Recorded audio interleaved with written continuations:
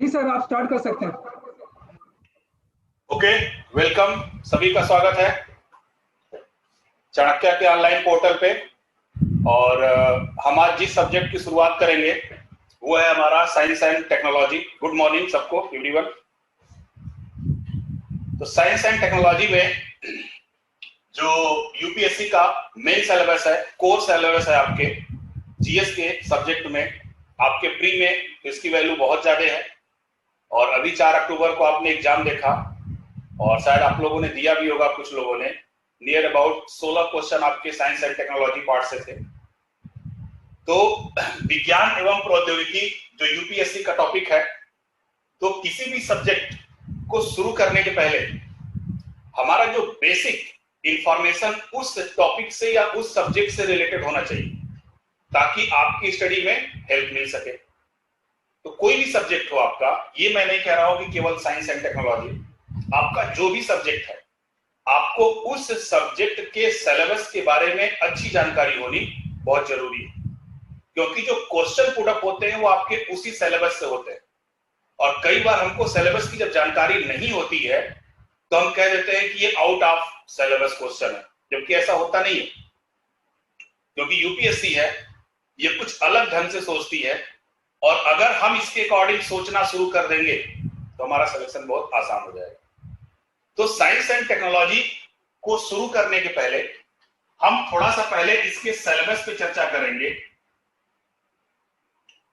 अब इसका जो सिलेबस है, यानी जो हमारा साइंस एंड टेक्नोलॉजी का जो पाठ्यक्रम है, ये जनरली 2 सेक्शन में हमारा डिवाइड है।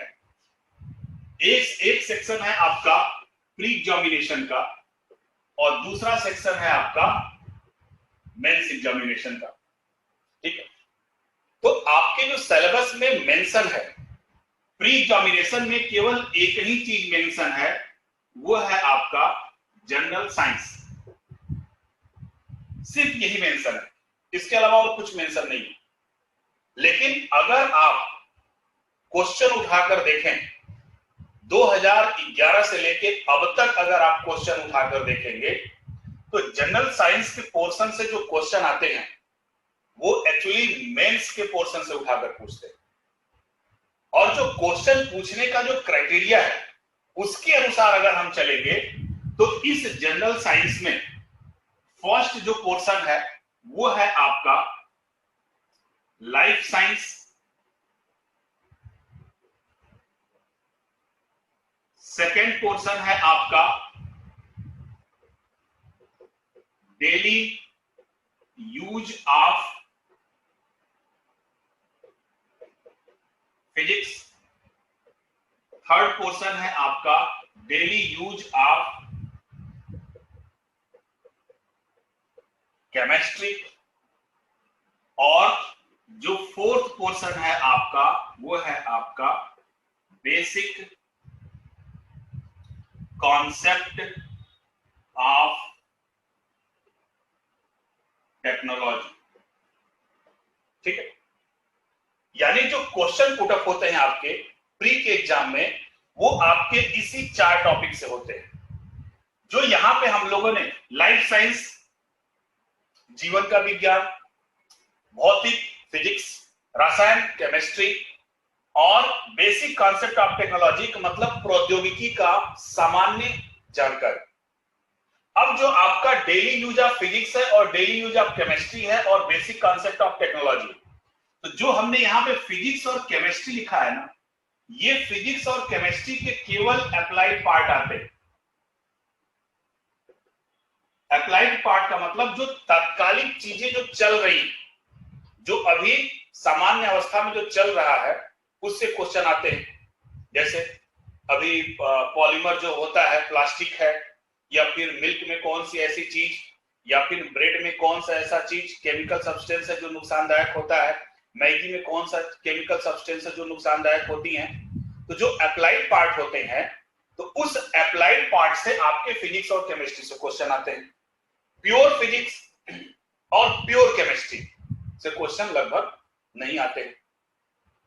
लाइफ साइंस के अंतर्गत जो क्वेश्चन आता है वो है आपका ह्यूमन फिजियोलॉजी, ह्यूमन फिजियोलॉजी का मतलब मानव कार्यकी, और मानव कार्यकी का मतलब हमारा सिस्टम, जैसे हमारा पाचन हो गया, श्वसन हो गया, उत्सर्जन हो गया, ब्लड हो गया, ब्लड का सर्कुलेशन हो गया, ठीक है, वगैरह जितने भी हमारे सिस्टम हैं उन सिस्टम का अध्ययन करते हैं। और प्लस इसके साथ साथ हम ह्यूमन डिजीज, मानव रोग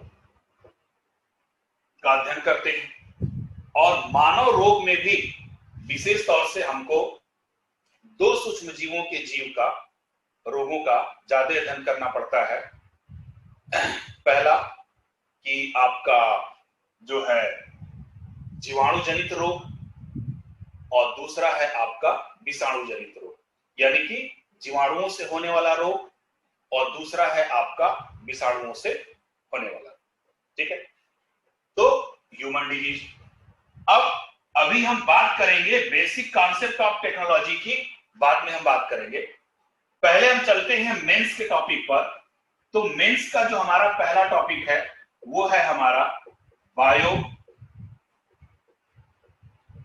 टेक्नोलॉजी, जिसको हम बोलते हैं हिंदी में जैव प्रौद्योगिकी। दूसरा टॉपिक है हमारा इंडियन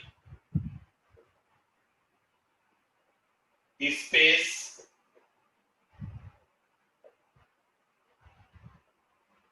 प्रोग्राम, भारतीय अंतरिक्ष कार्यक्रम। बहुत डायनामिक टॉपिक है और इस टॉपिक से मेंस में भी क्वेश्चन आते हैं और आपके प्री में भी क्वेश्चन आते हैं। तीसरा टॉपिक है आपका डिफेंस टेक्नोलॉजी, रक्षा प्रौद्योगिकी। चौथा टॉपिक है आपका न्यूक्लियर एनर्जी। न्यूक्लियर एनर्जी को हम बोलते हैं नाभिकीय ऊर्जा। फिफ्थ टॉपिक है हमारा नैनो टेक्नोलॉजी। छठा टॉपिक है हमारा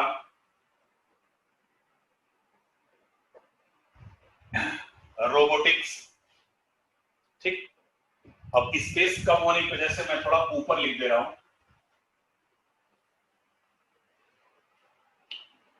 छठे के बाद हमारा सातवां टॉपिक है, स्क्रीन पे आ रहा हाथ, इंफॉर्मेशन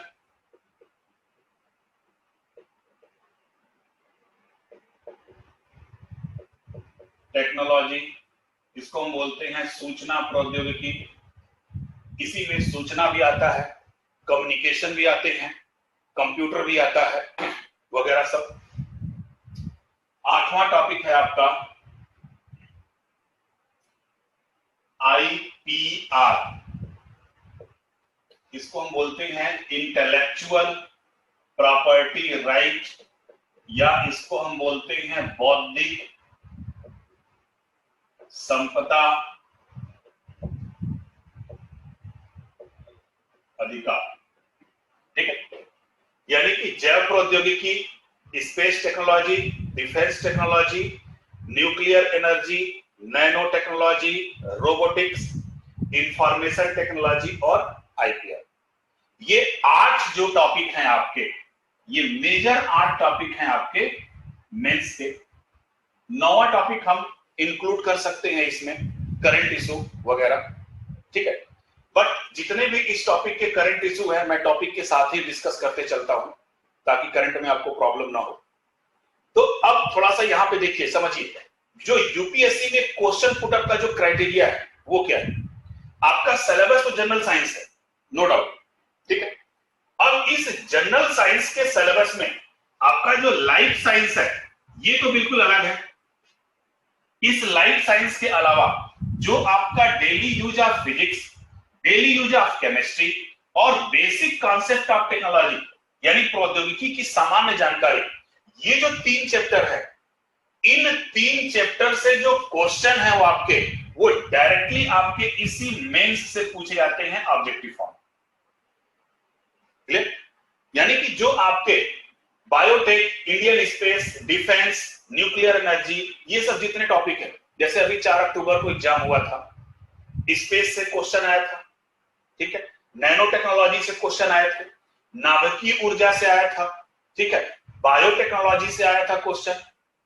तो प्री में जो क्वेश्चन आते हैं वो इन्हीं टॉपिक से, जो मेंस के टॉपिक है, मेंस के टॉपिक में कौन कौन सी नए इन्वेंट हुए हैं, क्या क्या नई घटनाएं हो रही हैं, उन्हीं नए घटनाओं से क्वेश्चन कहां पूछ दिया जाता है आपके प्री के एग्जाम में। क्लियर? तो प्री के एग्जाम का जो कोर सब्जेक्ट है आपके जनरल साइंस का, वो है आपका लाइफ साइंस। यानी कि आपको जो बेसिकली फोकस करना है वो किस पे? पहला तो आपके लाइफ साइंस पे फोकस करना है, और लाइफ साइंस के बाद फिर किस पे फोकस करना है? आपके टेक्नोलॉजी पोर्शन में। तो अगर आपका टेक्नोलॉजी पोर्शन स्ट्रांग हो गया तो ऑटोमेटिकली आपका physics, daily use of chemistry और basic concept of technology automatically आपका तैयार हो जाएगा। यही हमारा सिलेबस है और हमको इसी को अगले आने वाले कुछ दिनों के अंतर्गत स्टडी करना है।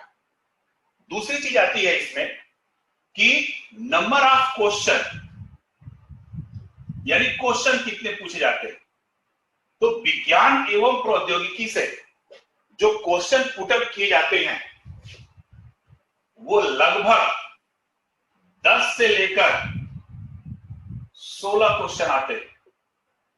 मैं साइंस एंड टेक्नोलॉजी, विज्ञान एवं प्रौद्योगिकी के प्योर क्वेश्चन की मैं बात कर रहा हूं।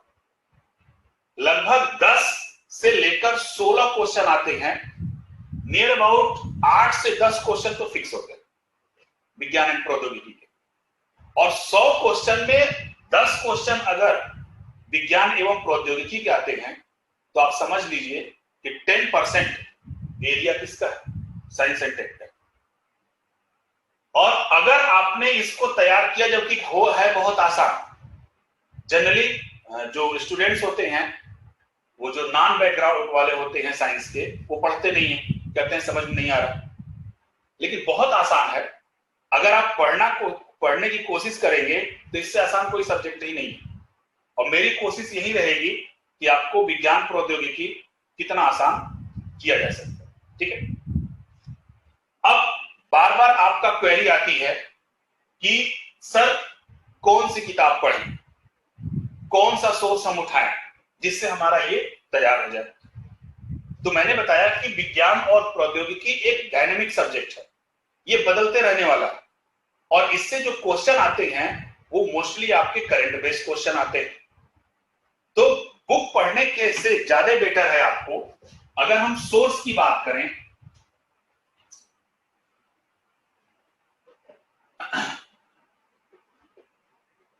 कि आपको पढ़ना क्या है, तो पढ़ने में पहली चीज है आपका एनसीईआरटी, और केवल 2 क्लास का पढ़ना है, 9th और 10th, बस, इसके अलावा कुछ नहीं पढ़ना। 9th और 10th पढ़ना है। और अगर आप नॉन साइंस बैकग्राउंड के हैं, चाहे ओल्ड हो चाहे न्यू हो, तो एक बार अगर आपके पास टाइम है तो क्लास 6, 7, 8 इस 3 क्लास की आप विज्ञान की बुक लेके सिर्फ एक बार पढ़ लीजिएगा, बाकी दोबारा नहीं पढ़ना है, सिर्फ एक बार पढ़ लेना है। बाकी 9th और 10th के जो क्वेश्चन है आपको इसको बार बार पढ़ना है। किस किताब को बार बार पढ़ना है? एनसीईआरटी का। ये फर्स्ट सोर्स हो गया। दूसरा सोर्स है आपका न्यूज़पेपर। अब बहुत होता है कि सर हम कौन सा न्यूज़पेपर पढ़ें, मीडियम हमारा हिंदी है, सब लोग सलाह देते हैं कि आप द हिंदू पढ़ो वगैरह, ये पढ़ो। ठीक है, तो अगर आपको थोड़ी बहुत इंग्लिश की समझ है तो आप आराम से इंडियन एक्सप्रेस ले लीजिएगा, उसकी जो इंग्लिश होती है वो हिंदू से आसान होती है। Otherwise Dainik Jagran national addition, normal Dainik Jagran नहीं, जो दैनिक जागरण का नेशनल एडिशन यानी राष्ट्रीय संस्करण की जो न्यूज़पेपर आता है, द बेस्ट। ठीक है, तो न्यूज़पेपर हो गया। थर्ड आपका जो सोर्स है, जो बहुत ही इंपॉर्टेंट सोर्स है, वो है आपका RS टीवी। राज्यसभा टीवी पर 7:30 बजे एक कार्यक्रम आता है जिसका नाम है विशेष। एक विशेष भी आता है, देश देशांतर भी आता है। तो उसमें विज्ञान एवं प्रौद्योगिकी के जो सामाजिक पहलू हैं, जो उनके इंपॉर्टेंस है, या जो नए नए इन्वेंट हैं, ये आपके उसमें पूरा डिटेल आता है। तो आप और आरएस टीवी, तो ये मान के चलो कि आरएस टीवी यूपीएससी की रीढ़ की हड्डी है। अगर आप आरएस, सिर्फ मैं दो ही चीज बोलता हूं और ये मैं गट्स के साथ बोल रहा हूं, अगर आप न्यूज़पेपर पढ़ते रहो पर डे, आरएस टीवी देखते रहो पर डे, आपको आईएएस बनने से कोई नहीं रोक सकता है। तमाम प्रकार के भ्रामक चीजों से आप दूर रहो, ठीक है। आईएएस जो बनना है ना, ये बहुत आसान चीज है। बस एक काम लाइफ में कर लो, तुम्हारे चारों तरफ क्या हो रहा है ना, उसको जानना शुरू कर दो, बस। और कुछ नहीं करना है आपको। आपके चारों तरफ क्या हो रहा है उसको जानना शुरू कर दो, आपका आईएएस बनना तय है। भ्रामक चीजों से आप लोग दूर रहिए, बहुत सारे किताबों से आप लोग दूर रहिए। जो किताब पढ़िए उसको पूरा ब्रेन में बैठा लीजिए, और किताब से ज्यादा जरूरी है कॉन्सेप्ट को डेवलप करना। गाइड की तरफ कभी मत जाना। सिलेक्शन न होने का जो सबसे बड़ा रीजन है वो है गाइड की तरफ हमारा झुकाव। इस साल के यूपीएससी के पेपर में नियर अबाउट 90% क्वेश्चन एनसीईआरटी से आए हुए, 90%। 10% क्वेश्चन करंट बेस से आए हुए, और आपका सिलेक्शन कितने में हो रहा है? 52%। यानी 90% आपका कवर किससे हो रहा है? एनसीईआरटी से। आपको लगता है पतली सी किताब है, इसमें कुछ नहीं होगा, उसी में सारा गागर में सागर भरा पड़ा है। क्लियर?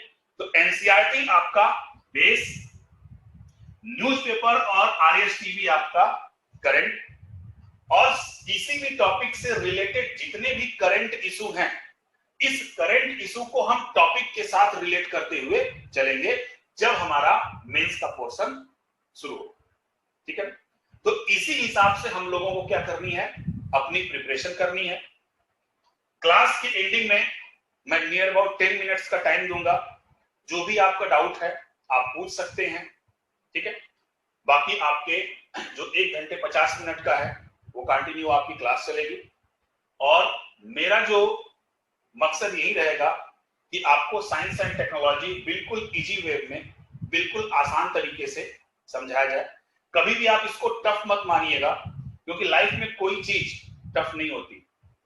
और आपको लगता है कि विज्ञान एवं प्रौद्योगिकी या कोई भी सब्जेक्ट हो, मैं केवल साइंस की बात नहीं कर रहा हूं, क्योंकि आप लोग आईएएस के स्टूडेंट हो, तैयारी कर रहे हो, सिविल सर्विसेज में जा रहे हो, तो आपके लिए कोई चीज टफ नहीं होनी चाहिए, ठीक है। और बड़ा एक बेसिक चीज है कि हम किसी भी टॉपिक को शुरू करने के पहले एक चीज मैं जरूर बोलता हूं कि आपको लगता है कि मेरा ये टॉपिक कमजोर है ना। जैसे कहते हैं मुझे ज्योग्राफी नहीं समझ में आती, मेरी ज्योग्राफी बड़ी कमजोर है, मुझे हिस्ट्री समझ में नहीं आती, मेरी हिस्ट्री बहुत कमजोर है। तो एक्चुअली हर क्वेश्चन का जवाब आपके पास होता है, बट आप उसको ढूंढते नहीं। जैसे मैंने लिखा ना भी व्हाइट बोर्ड पे कि मेरी, आप लोग कहेंगे कि मेरा विज्ञान बहुत कमजोर है, तो इसका जवाब आप ही के पास है, इसको थोड़ा सा बाइफरकेट कर दो। आपका विज्ञान कमजोर है, क्यों? क्योंकि आपने विज्ञान पे कम जोर दिया। क्लियर? तो अगर आप इस कम जोर की कड़ी को समाप्त कर दोगे किसी भी सब्जेक्ट का, तो आपकी प्रॉब्लम सॉल्व हो जाएगी। क्लियर? तो चलिए अब हम अपने मिशन पे चलते हैं।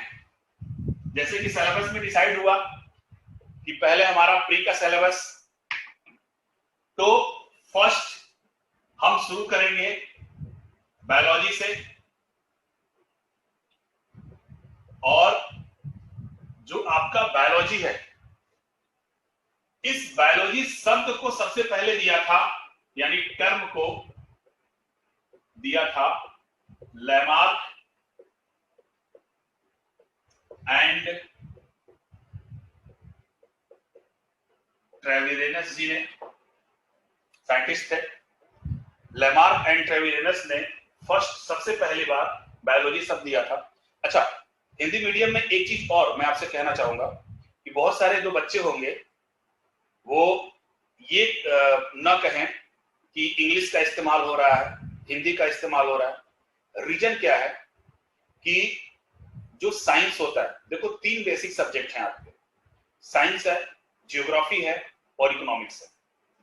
ये 3 ऐसे सब्जेक्ट हैं जिनकी मेन टर्मिनोलॉजी, यानी या कहे कि हम हेडिंग जो है वो आप इंग्लिश के साथ साथ या हिंदी के साथ साथ इंग्लिश को जरूर जानना, क्योंकि आईएएस का लफड़ा थोड़ा सा अलग है। हिंदी मैं ये नहीं कह रहा हूं कि आपको इंग्लिश ही जानना है, इसीलिए मैं व्हाइट बोर्ड पे इंग्लिश टर्मिनोलॉजी ज्यादा इस्तेमाल करता हूं, क्योंकि आपको थोड़ी सी इंग्लिश जानना जरूरी है, अदरवाइज आप क्वेश्चन गलत करके आ जाओगे। इसी बार यूपीएससी में इंग्लिश में कुछ और लिखा था, हिंदी में उसका जो शाब्दिक अर्थ निकलता था वो था सविज्ञा आंदोलन, और हिंदी में टाइप हो गया था असहयोग आंदोलन। क्लियर? तो हिंदी के साथ साथ आपको इंग्लिश भी जानना है, और वैसे भी इंग्लिश राक्षसी भाषा है, लिखो कुछ पढ़ो कुछ और समझो कुछ होता है, लेकिन आपको सिलेक्शन के लिए इंग्लिश थोड़ी सी जानना जरूरी है। अब दूसरा, जैसे निकट दृष्टि दोष एक रोग होता है, तो उसको होता है मायोपिया, यू। अब आप ये मत समझिएगा कि हिंदी में लिखेगा निकट दृष्टि दोष, हिंदी में भी ये ऐसे ही लिख देते हैं मायोपिया। तो आपको थोड़ी सी इंग्लिश जानना जरूरी है, इसीलिए मेन टर्मिनोलॉजी हम क्या करते हैं, इंग्लिश में लिखते हैं, ताकि आपको ध्यान रहे, और जिसकी मैं इंग्लिश लिखूंगा उसकी मैं हिंदी भी आपको बताते हुए चलूंगा ताकि मिसप्लेस ना हो। अब वैज्ञानिक का नाम है लैमार्क, तो मुझे नहीं लगता है कि अब मैं लैमार्क कैसे लिखूं। क्लियर? ये तो आप लोग समझ लीजिएगा, ठीक है, लैमार्क एंड ट्रेविरेनस। तो बायोलॉजी टर्म दिया था लैमार्क और ट्रेविरेनस ने, और बायोलॉजी के बारे में सबसे पहले जो स्टडी की थी, अध्ययन जो किया था, वो थे एरिस्टोटिल साहब, अरस्तु साहब। इसलिए अरस्तु साहब को कहा जाता है फादर ऑफ बायोलॉजी। क्या कहा जाता है? फादर ऑफ बायोलॉजी, एरिस्टोटिल साहब को।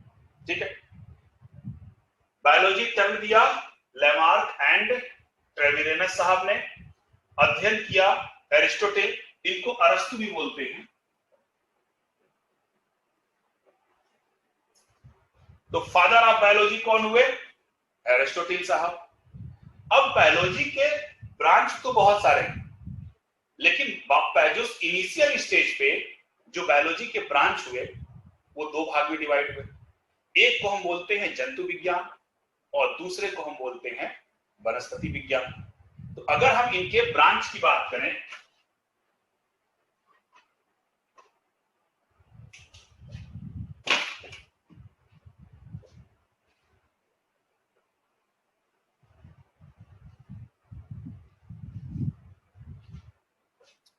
बायोलॉजी को 2 ब्रांच में डिवाइड किया गया।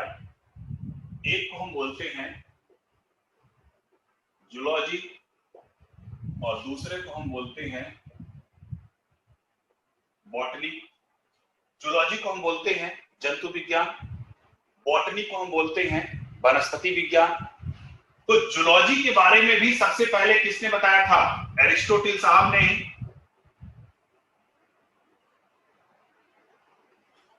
और इनको हम बोलते हैं father of zoology, father of zoology. और एरिस्टो साहब की एक बुक थी, किताब थी, जिसका नाम था हिस्टोरिया एनिमल। ठीक उसी तरीके से बॉटनी के बारे में सबसे पहले बताने वाले थे थियोफ्रेस्टस साहब, और इनको कहा जाता है फादर ऑफ बॉटनी। और इनकी भी किताब थी, थियोफ्रेस्टस साहब की एक किताब थी जिन्होंने प्लांट्स के बारे में वर्णन किया था, वो था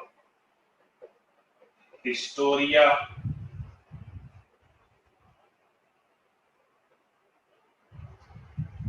प्लांटेरा। क्लियर? तो बायोलॉजी को दो ब्रांच में डिवाइड किया गया, जूलॉजी और बॉटनी। जूलॉजी के बारे में सबसे पहले बताया अरस्तु साहब ने, इनको कहा गया फादर ऑफ जूलॉजी। इनकी किताब थी हिस्टोरिया एनिमलिया, जिसके बारे में जंतुओं का वर्णन था। बस इतना ही जानिए।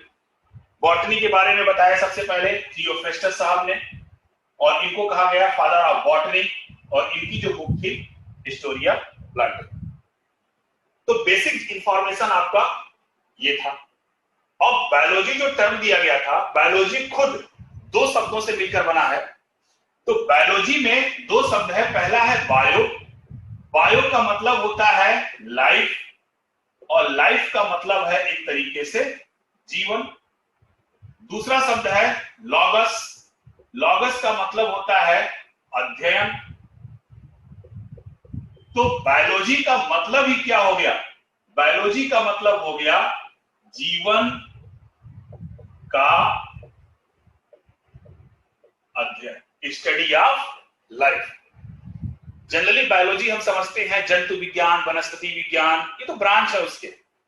बायोलॉजी का मतलब ही हो गया, बायो का मतलब होता है लाइफ, लाइफ का मतलब जीवन, और लॉगस मीन्स अध्ययन। तो बायोलॉजी का मतलब ही होता है जीवन का अध्ययन, और जीवन में है क्या? जीव। और जीव में क्या है? जंतु और पौधे, यही तो जीव है। तो जीवन के अध्ययन को हम क्या बोलते हैं?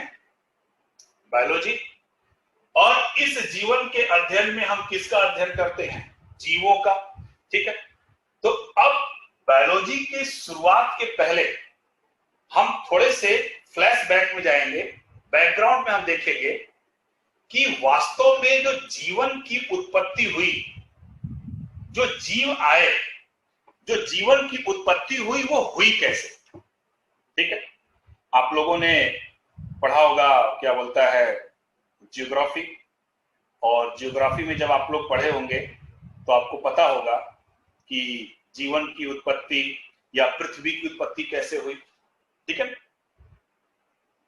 तो शुरुआत करने के पहले, जो कि मैंने क्या कहा शुरू में, कि बेस आपका मजबूत होना चाहिए, कॉन्सेप्ट आपका बिल्कुल क्लियर होना चाहिए। क्योंकि यूपीएससी एक ऐसा एग्जाम है ना कि इसके क्वेश्चन बड़े आसान होते हैं।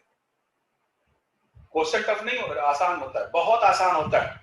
लेकिन जो आंसर होता है ना, और लाइफ में एक चीज समझ जाइएगा कि जो आसान होता है ना वही टफ होता है। बहुत सिंपल सी चीज है, लोग समझते नहीं। जैसे आप ये बस सोच लें कि हमको डेली सुबह वॉक करना है, टहलना है। बड़ा आसान है टहलना, और बड़ा आसान लगता है। लेकिन आप अगर टहलने जाओ तब ये टफ लगेगा, है ना? तो लाइफ में जो चीज आसान होती है वो होती है टफ। और यूपीएससी का क्वेश्चन होता है बड़ा आसान, लेकिन जो उसके ऑप्शन होते हैं वो आपके दिमाग को घुमा देते हैं, आपका ब्रेन के सेरिब्रम को ना सिस और ट्रांस दोनों कॉम्बिनेशन में घुमा देते हैं। आपको लगता है ये भी सही है, आपको लगता है ये भी सही है, आपको लगता है ये भी सही है, और अंत में डिसीजन ये हो जाता है कि सब सही है, और पता चलता है कि सब गलत हो गया। तो कॉन्सेप्ट आपका बिल्कुल क्लियर होना चाहिए, फंडा होना चाहिए। और दूसरी एक ट्रिक ऑफ मैं आपको यूपीएससी के बारे में बता दे रहा हूं कि अगर यूपीएससी का कोई भी क्वेश्चन आप तुरंत देखे और तुरंत आंसर पे क्लिक कर दिए, यू विल बी 99% रॉन्ग। आप दोबारा क्वेश्चन फिर पढ़ो, फिर ऑप्शन पढ़ो, क्योंकि एक ही बार में तुरंत जवाब निकलना बड़ा मुश्किल होता है। क्योंकि कोई भी यूपीएससी का ऐसा क्वेश्चन नहीं जो सोचने के लिए आपको मजबूर नहीं करता है। और सोचने के लिए आपको बौद्धिक क्षमता विकसित करनी होगी, और बौद्धिक क्षमता विकसित करने के लिए सिर्फ आपको एक काम करना है कि आपके चारों तरफ क्या हो रहा है उसको जानना आप शुरू कर दो। तो हम लोग अपनी चीजों को जानना शुरू करते हैं। इसीलिए हम बायोलॉजी शुरू करने के पहले थोड़े से इसके बेस में जाते हैं। हम देखते हैं कि हमारे यहाँ जो पृथ्वी पर जीवन की शुरुआत कैसे हुई। आइए चलते देखते हैं।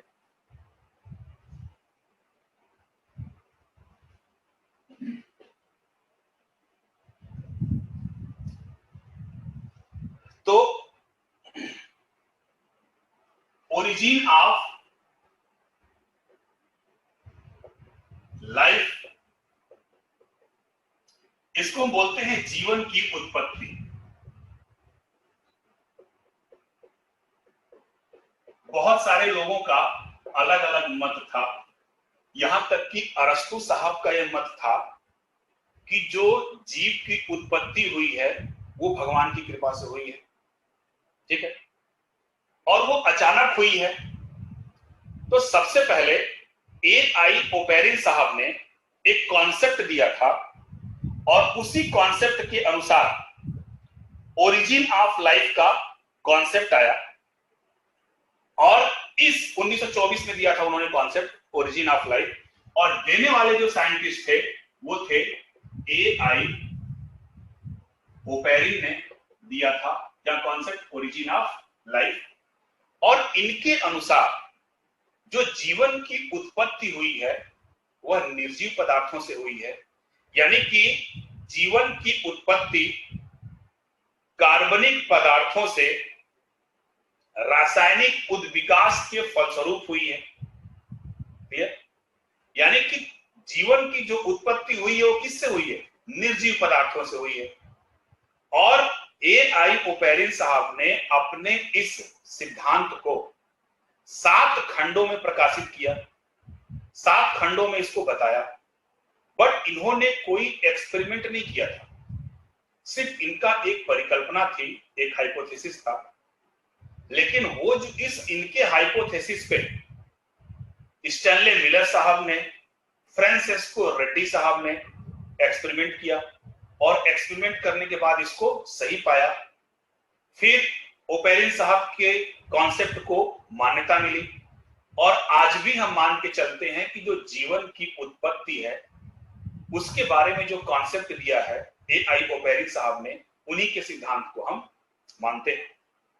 तो ओपेरिन साहब के सिद्धांत के अनुसार भूगोल में आप लोगों ने पढ़ा होगा कि जो पृथ्वी की उत्पत्ति हुई है आज से लगभग 4.6 अरब वर्ष पहले।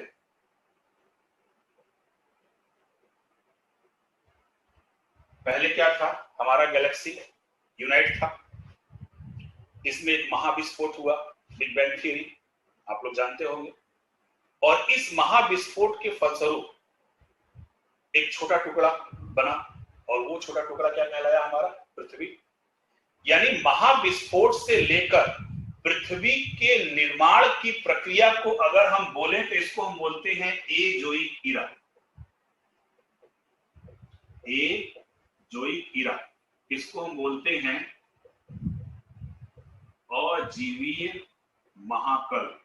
अजीवी मतलब कोई जीव नहीं था। क्लियर? यानी कि जब पृथ्वी का निर्माण हुआ बिग बैंग परिकल्पना के अनुसार आज से लगभग 4.6 अरब वर्ष पहले, तो पृथ्वी के निर्माण तक के समय को हम बोलते हैं एजोइक ईरा। और जब पृथ्वी निर्मित हुई तो उस समय पृथ्वी के एटमॉस्फेयर में जो गैसें थी वो गैसें थी मीथेन, अमोनिया, हाइड्रोजन और जल वाष्प। और इस पृथ्वी का जो टेम्परेचर था वो लगभग 5000 से 6000 डिग्री सेंटीग्रेड था। पढ़ा होगा आप लोगों ने भूगोल में, इतना डिग्री टेम्परेचर था। और आप ध्यान से देखिए कि उस समय के एटमॉस्फेयर में हाइड्रोजन गैस थी, ऑक्सीजन नहीं था। यानी कि उस समय हमारा जो एटमॉस्फेयर था वो कैसा था? अपचायक था, ऑक्सीकारक नहीं था, क्योंकि हाइड्रोजन तो थी, ऑक्सीजन नहीं थी। और इतने हाई टेम्परेचर पर किसी भी जीव की उत्पत्ति पॉसिबल नहीं थी। फिर क्या हुआ? अब एक मात्र जो सोर्स था एनर्जी का इस पृथ्वी का या हमारी गैलेक्सी का, वो कौन सा है? सूर्य है। सूर्य से ऊर्जा पृथ्वी पर आती थी रेडिएशन के रूप में। फिर क्या हुआ? कुछ ऐसी घटनाएं घटी होंगी कि इस पृथ्वी और सूर्य के बीच में कुछ रुकावट आई होगी और रुकावट आने के फलस्वरूप जो पृथ्वी सूर्य से जो ऊर्जा पृथ्वी पर आ रही थी, जिसकी वजह से टेम्परेचर इतना हाई डिग्री था, उसमें अचानक कमी आई। और अचानक कमी आने के फलस्वरूप क्या हुआ कि ये जो जल वाष्प था इस अर्थ के चारों तरफ, ये जल वाष्प टूटकर पानी के रूप में पृथ्वी पर क्या होने लगा? गिरने लगा। हजारों वर्ष तक गिरा, लाखों वर्ष तक गिरा। गिरने के फलस्वरूप अब इस पृथ्वी पर जो बड़े गड्ढे थे वो समुद्र के रूप में परिवर्तित हो गए, जो छोटे गड्ढे थे नदियों में, झरनों के रूप में। तो नदियों एवं झरनों का तल क्या था? ऊंचा। जो ज्यादा गड्ढे थे समुद्र का तल नीचा। पानी बहता हुआ फाइनली कहां चला गया? समुद्र में इकट्ठा हो गया। और जब समुद्र में इकट्ठा हो गया, देखिए लगातार बारिश हो रही है, पृथ्वी ठंडी पड़ रही है, सूर्य से आने वाली ऊर्जा में कमी आ रही है, और जब बारिश हुई तो उसके साथ मीथेन, अमोनिया और हाइड्रोजन ये भी तो आया, पानी में मिक्स हुआ।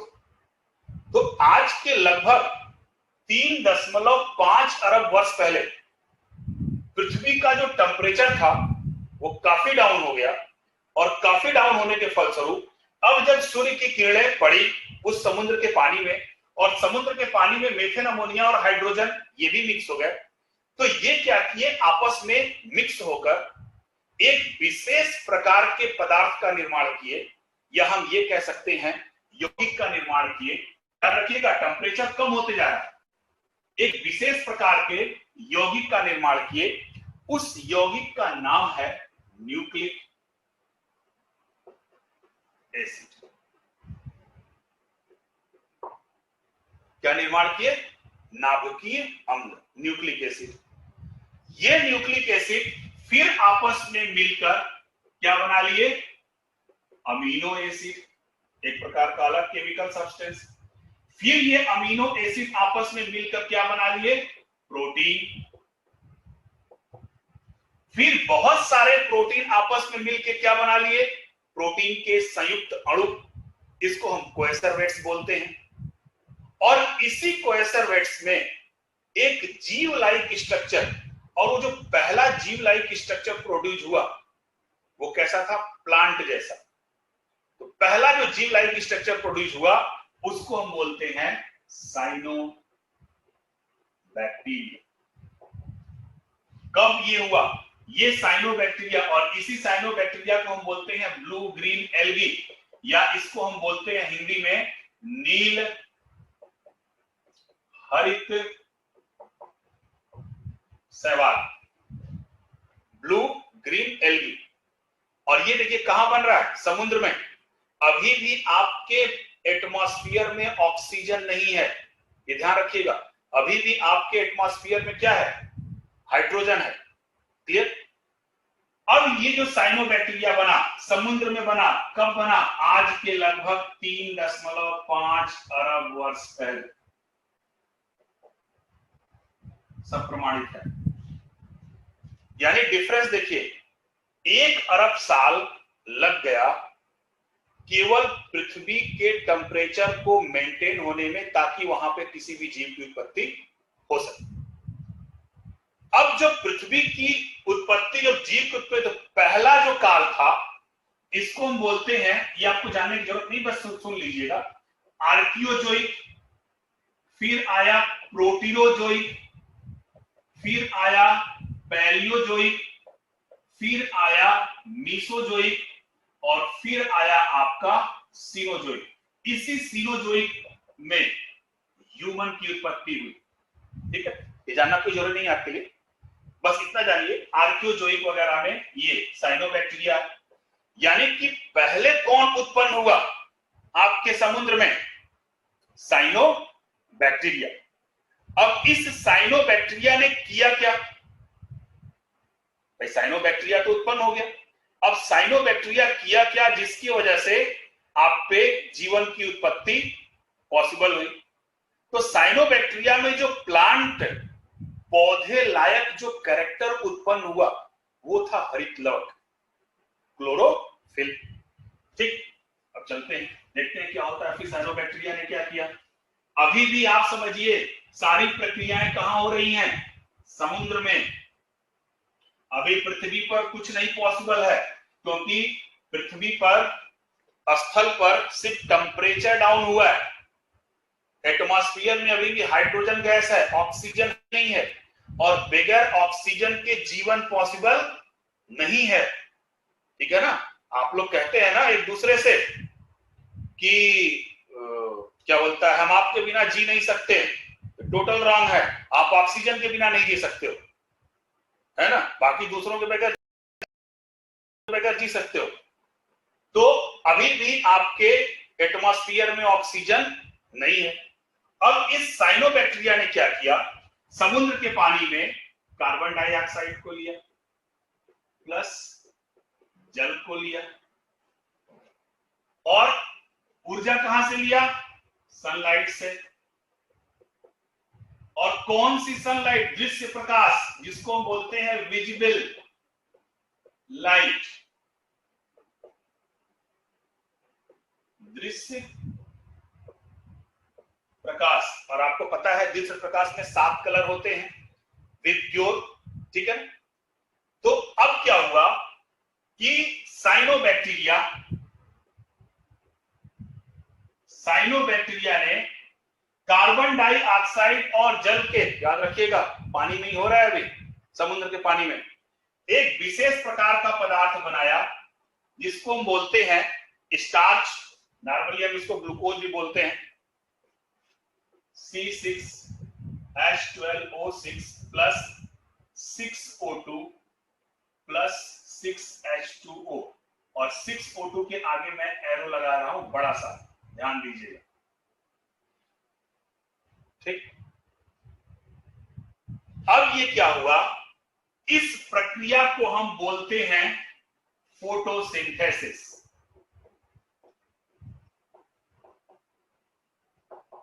क्या बोलते हैं, फोटोसिंथेसिस।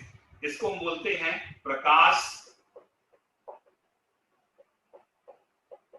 संश्लेषण, ठीक है। यानी साइनोबैक्टीरिया ने समुद्र के पानी में क्या किया, प्रकाश संश्लेषण की प्रक्रिया की, और प्रकाश संश्लेषण की प्रक्रिया के फलस्वरूप उसने अपना तो भोज्य पदार्थ स्टार्च बनाया, उसके साथ साथ आप देखिए ऑक्सीजन को निकालना उसने शुरू कर दिया। कब, आज के लगभग 3.5 अरब वर्ष पहले। और जब यह ऑक्सीजन निकलना शुरू हुआ, तब से लेकर आज तक नियर अबाउट 21% ऑक्सीजन हमारे एटमॉस्फेयर में मौजूद है। यानी अब ऑक्सीजन आपके एटमॉस्फेयर में आ गई, टेम्परेचर और कम होते गया, साइनोबैक्टीरिया में फिर परिवर्तन हुआ। और आपको यह भी पता है, जैसे कोरोना वायरस काल चल रहा है, आपको पता है कि कोरोना वायरस में म्यूटेशन हो रहा है, उत्परिवर्तन हो रहा है। उत्परिवर्तन का मतलब ये अपनी प्रकृति को, जेनेटिक स्ट्रक्चर को क्या कर ले रहा है, चेंज कर ले रहा है। तो डीएनए में जो परिवर्तन होता है उसके लिए रेडिएशन भी जिम्मेदार है। रेडिएशन की वजह से हमारा डीएनए चेंज होता है, और जब डीएनए चेंज हो गया तो कैरेक्टर चेंज हो गया, ठीक है। क्योंकि हमारे अंदर कोई भी कैरेक्टर आता है तो उसके लिए रिस्पॉन्सिबल होता है डीएनए, क्लियर। तो टेम्परेचर और कम हुआ, साइनोबैक्टीरिया के डीएनए में फिर चेंजिंग हुई, और साइनोबैक्टीरिया फिर चेंज होकर क्या बना लिया, अमीबा, एक कोष की जंतु। अमीबा से पैरामीशियम, पैरामीशियम से हाइड्रा। इसी तरीके से करते करते आपके समुद्र में तमाम प्रकार के जंतुओं का निर्माण हुआ, तमाम प्रकार के जीव जंतुओं का निर्माण हुआ। तो प्रारंभिक अवस्था में जितने भी जीव जंतु बने, ये कहां बने, समुद्र में। अब जब समुद्र में इनकी संख्या अधिक होने लगी, क्योंकि एटमॉस्फेयर में अब ऑक्सीजन तो आ ही चुका था, तो समुद्र से ये जीव जंतु निकलकर कहां जाने लगे, धरती पर।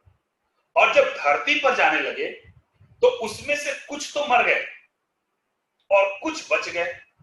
यानी कि जो जंतु प्रकृति के साथ लड़ता है और लड़ के जब जीतता है तो वो अपने आप को सरवाइव करता है, अदरवाइज वो वहीं पे क्या हो जाता है, समाप्त हो जाता है। फॉर एग्जाम्पल, मैं आपको पढ़ा रहा हूं, अगर आपको समझ में नहीं आएगा तो मेरा पढ़ाना व्यर्थ है, समझ में आएगा तो मैं पढ़ाऊंगा, नहीं समझ में आएगा तो मैं चला जाऊंगा। यानी हमारा इन्वायरमेंट आपके इन्वायरमेंट से मैच नहीं खाया, ठीक। और ये जो स्ट्रगल ऑफ लाइफ है, ये डार्विन का जो कॉन्सेप्ट है कि उत्तरजीविता का जो सिद्धांत है, ये हर जगह आपके लाइफ में लागू होता है। हम पर्यावरण से लड़ते हैं या किसी भी चीज से लड़ते हैं, अगर उसके अनुरूप, अगर हम उससे जीतते हैं तो हम सरवाइव करते हैं, अदरवाइज हम नष्ट हो जाते हैं। तो जो जीव जंतु आए समुद्र से बाहर निकलकर, वो प्रकृति से लड़े, और जो जीत गए वो सरवाइव किए, और जो नहीं जीते वो क्या हो गए, नष्ट हो गए। और जो जीत कर सरवाइव किए उनके फिर डीएनए में चेंजिंग हुई, और जब डीएनए में चेंजिंग हुई तो उनसे एक नई जाति उत्पन्न हुई। फिर उनसे चेंजिंग हुई, एक नई जाति उत्पन्न हुई, वो भी जातियां रही, लेकिन दूसरी जाति क्या हुई, उत्पन्न हुई। और इसी तरीके से करते करते सबसे उच्च कोटि के जो जानवर का निर्माण हुआ उसको हम बोलते हैं ह्यूमन। बायोलॉजी में ह्यूमन को जानवर ही कहा जाता है। जैसे दूसरे जानवर है वैसे हम लोग भी क्या है, एक कैटेगरी के जानवर हैं, लेकिन उच्च कैटेगरी के जानवर। ठीक है, अब हाई लेवल के या उच्च कैटेगरी के जो जंतु बने वो क्या कहलाए, ह्यूमन। यानी ह्यूमन का भी जो डेवलपमेंट हुआ है, पिछले जितने भी जंतु हमारे पीछे थे, 86,000 करोड़, 84,000 करोड़, 83,000 करोड़ जो भी हैं, इन सभी से होते हुए किसका निर्माण हुआ है, ह्यूमन का। ठीक है, अब जब ह्यूमन का निर्माण हुआ तो उसने प्रकृति के बारे में जानना शुरू किया, और जब प्रकृति के बारे में जानना शुरू किया तो आपके बायोलॉजी का जन्म हुआ, जंतु विज्ञान का जन्म हुआ, वनस्पति विज्ञान का जन्म हुआ। तो इस तरीके से करते करते ह्यूमन का क्या हुआ, डेवलपमेंट हुआ। और हम भी सुनते हैं, आप अक्सर एक चीज आपके दिमाग में भ्रम बैठ रहा होगा कि बार बार ये जातियां उत्पन्न हुई कैसे। जैसे अक्सर लोगों से आप सुनते होंगे कि हम जो हैं बंदरों की औलाद हैं, है ना, तो हम अगर बंदरों की औलाद हैं तो भाई सारे बंदर क्यों नहीं इंसान बन गए। ठीक है, तो ये बड़ा कंफ्यूजन क्वेश्चन होता है, इसको बड़े इजी वे में आप समझिएगा। मान लीजिए आप घर में 2 भाई बहन हैं, या 2 भाई हैं, या 2 बहनें, और एक भाई के हाथ में 5 उंगली है और एक भाई के हाथ में 6 उंगली। सपोज दैट, मान लीजिए अगली पीढ़ी में जिस भाई के हाथ में 6 उंगली है उसके बच्चे भी 6 उंगली वाले हो गए, जबकि माँ बाप के हाथों में 5 ही उंगली है। उनके 2 बच्चे हुए, एक के हाथ में 6 उंगली या दूसरे के हाथ में 5 उंगली, या इसको आप छोड़ दीजिए, 2 भाई हैं, एक मेरी तरह गंजा है, दूसरा बाल वाला है। ठीक है, ऐसे एग्जांपल समझ लिए, मुझे देखिए समझ में आ जाएगा। अब सपोज दैट हम 2 भाई हैं, एक भाई के सर पे ढेर सारे बाल हैं और मेरे सर पे बहुत कम बाल हैं। इन केस जो हमारे बच्चे हुए वो गंजे, लेकिन हमारे भाई साहब के जो बच्चे हुए बाल वाले, फिर हमारे बच्चे के बच्चे गंजे, लेकिन भाई साहब के बच्चे बाल वाले।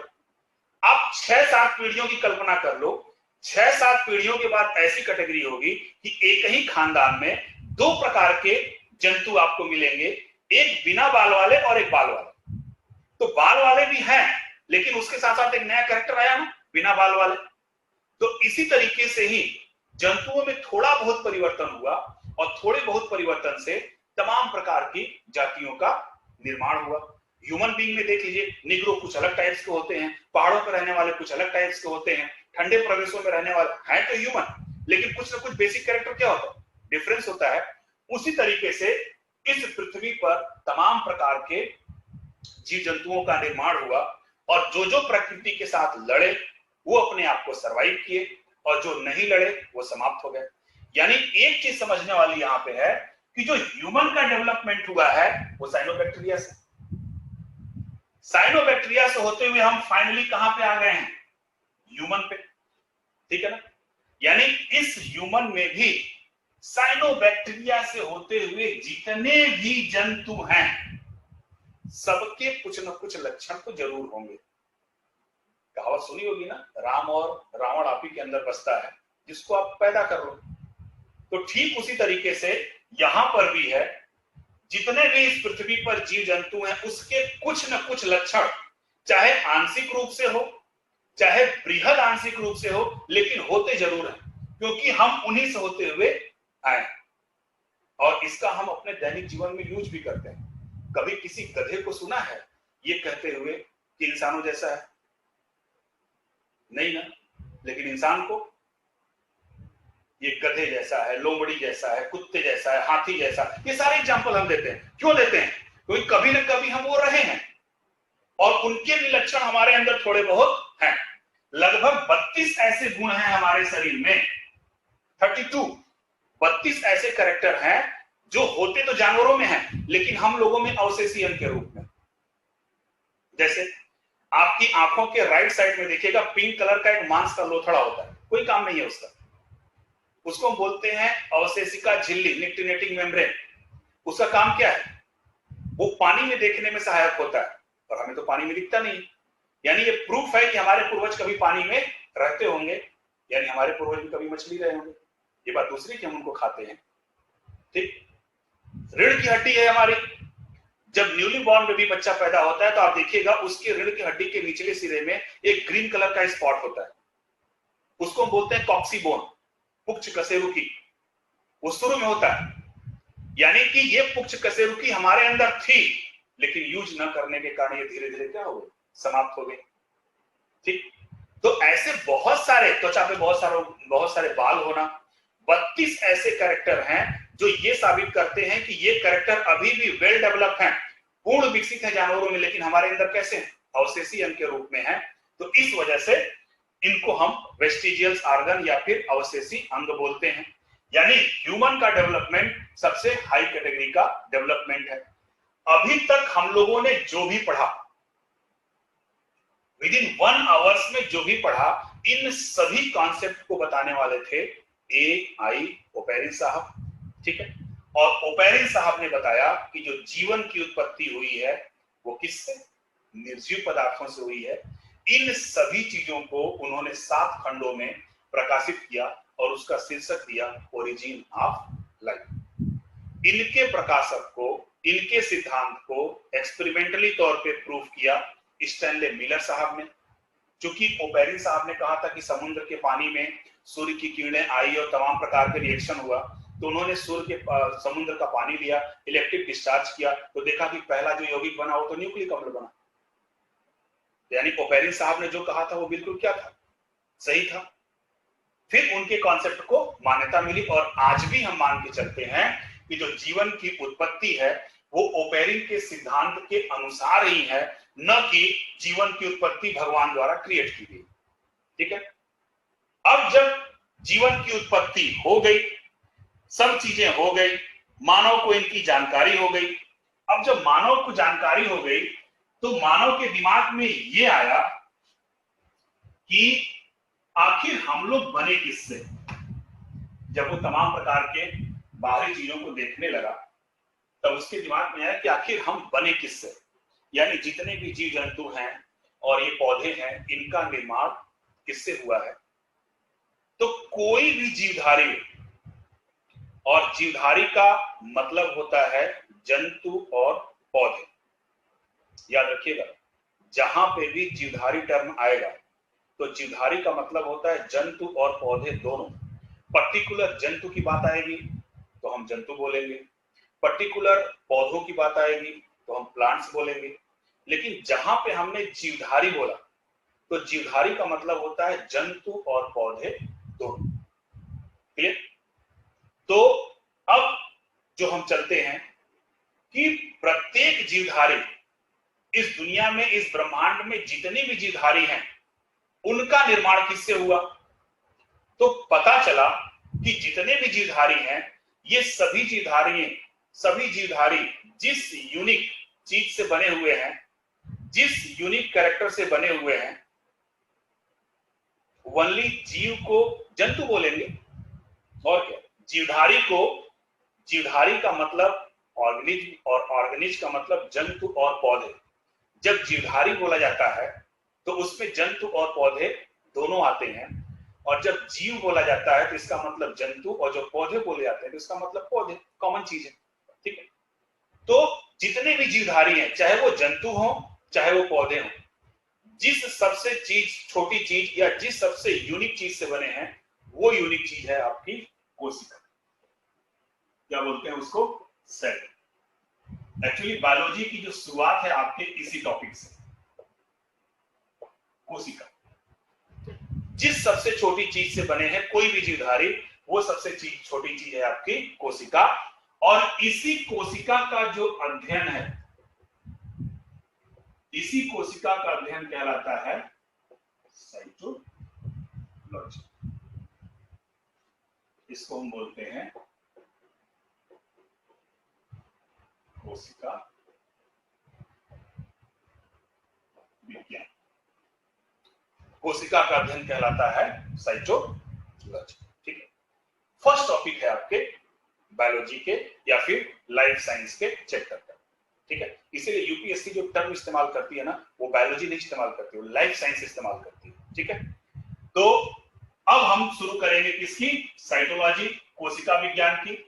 तो अब कोशिका को हम क्या कहेंगे, अभी मैंने बताया कि किसी भी जीवधारी की जो निर्माण होती है वो किससे होती है, कोशिका से होती है। तो कोशिका क्या है, किसी भी जीवधारी की सबसे छोटी संरचनात्मक एवं क्रियात्मक इकाई, यानी सेल क्या है, सबसे छोटी संरचनात्मक एवं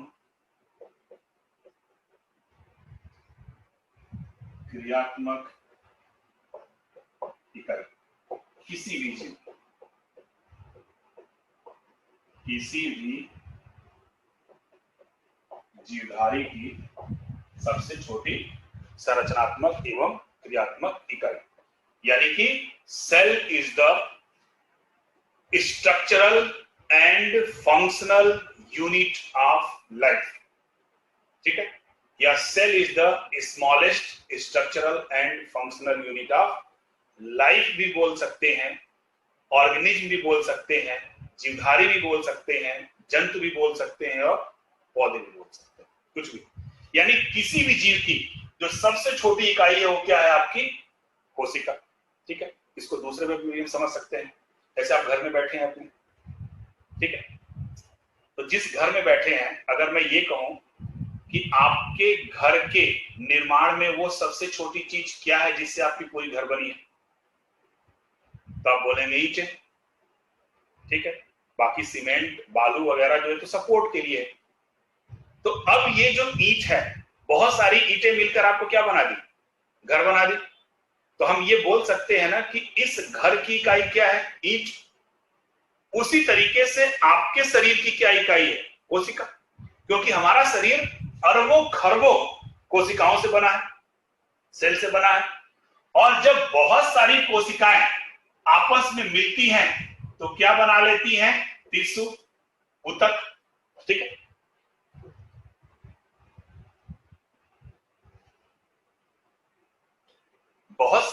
जब बहुत सारी कोशिकाएं आपस में मिलती हैं तो क्या बनाती हैं, ऊतक। इसको हम बोलते हैं टिश्यू। और बहुत सारे ऊतक मिलकर आपस में क्या बना लेते हैं, ऑर्गन, अंग।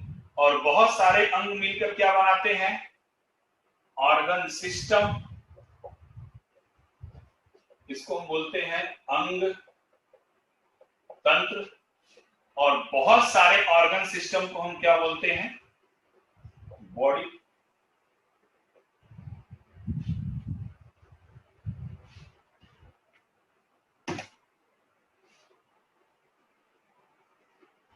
ठीक, ये हमारा ऑर्गेनाइजेशन है।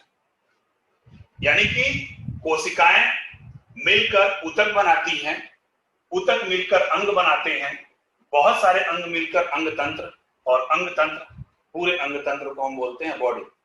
जो हमारी आंखें हैं वो ऊतक से लेकर यहां तक हमारी आंखें देख सकती हैं, लेकिन हम कोशिकीय स्तर पर कुछ भी चीज नहीं देख सकते।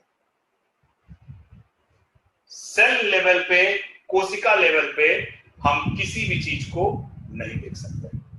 ठीक है, तो कोशिका के बारे में हम लोगों ने क्या जाना कि कोशिका किसी भी जीव की संरचनात्मक एवं क्रियात्मक इकाई होती है।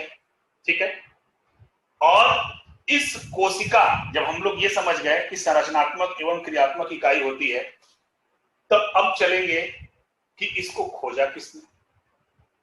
सबसे पहले खोजा किसने, तो जो कोशिका की खोज है बड़ी कंट्रोवर्शियल है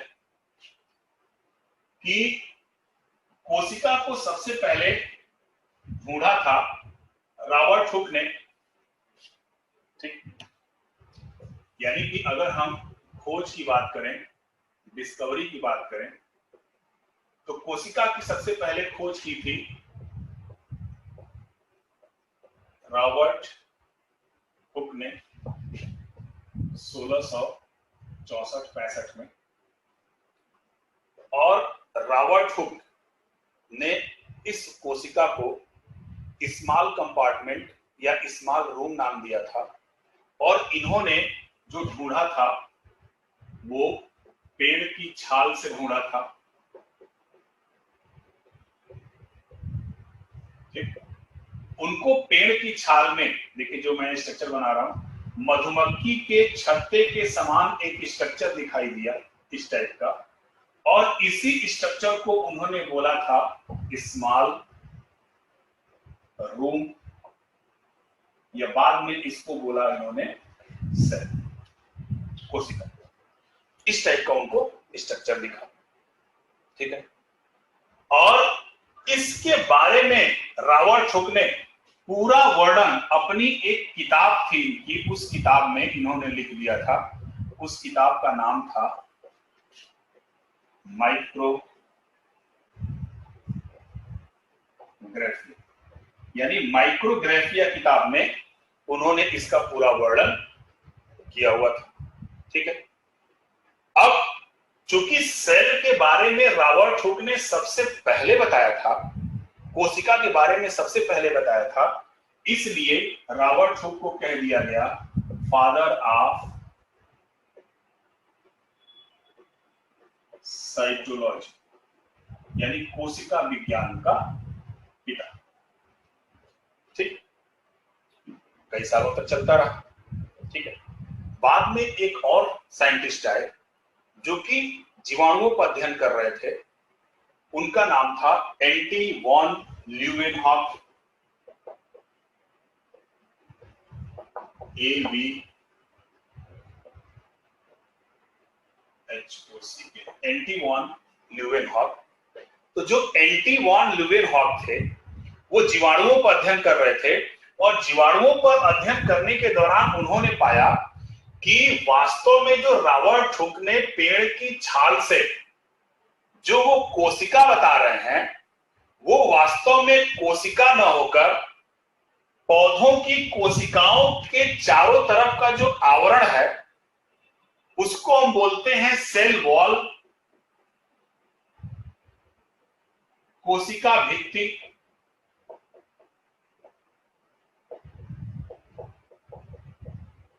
उसको हम बोलते हैं कोशिका भित्ति।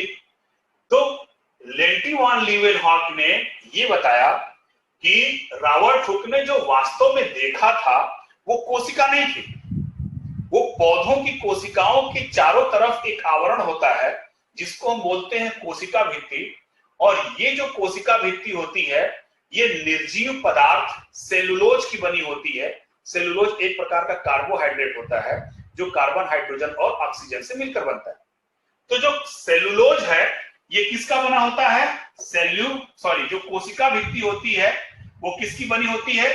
सेलुलोज की। और जो सेलुलोज होता है वो कैसा होता है? निर्जीव होता है, नॉन सेलुलर पार्ट होता है।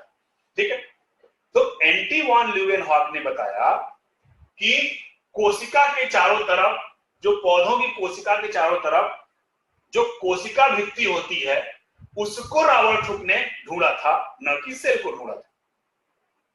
और वो जो कोशिका भित्ति होती है वो किसकी बनी होती है? निर्जीव पदार्थ सेलुलोज की बनी होती है। ठीक है, तो अब चूंकि सेल के बारे में सबसे पहले रॉबर्ट हुक ने बताया, इसलिए फादर ऑफ साइटोलॉजी तो बोल दिया गया रॉबर्ट हुक को। बट अब अगर बात की जाए, अब आते हैं हम यूपीएससी के क्वेश्चन। यूपीएससी में क्वेश्चन आया था कि लिविंग सेल की डिस्कवरी किसने की, जीवित कोशिका की खोज किसने की, और फिर वही आता है कि निर्जीव कोशिका की खोज किसने की। तो एक्चुअली रॉबर्ट हुक ने क्या ढूंढा था? निर्जीव कोशिका भित्ति। ठीक है, सॉरी, रॉबर्ट हुक ने क्या ढूंढा था? कोशिका भित्ति। और कोशिका भित्ति किसकी बनी होती है? निर्जीव पदार्थ की। तो non living cell, dead cell की डिस्कवरी का श्रेय फिर किसको गया? रॉबर्ट हुक को। और लिविंग सेल, जीवित कोशिका की खोज का श्रेय किसको गया? एंटी वॉन ल्यूवेनहॉक को। क्लियर? बट चूंकि सेल के बारे में सबसे पहले बताया रॉबर्ट हुक ने, इसलिए रॉबर्ट हुक को बोल दिया गया फादर ऑफ साइटोलॉजी। ठीक है, माइक्रोग्राफिया के बुक में इनका पूरा वर्णन है। अब रॉबर्ट हुक के बाद एक और वैज्ञानिक हुए जिनका नाम था स्वानसन।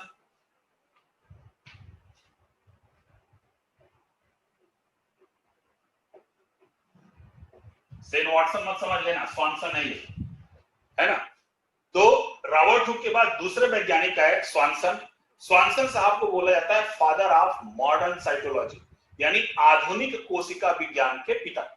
यानी सेल के बारे में इन्होंने और बहुत सारे डिस्क्रिप्शन दिए, बहुत सारी चीजों को बताया।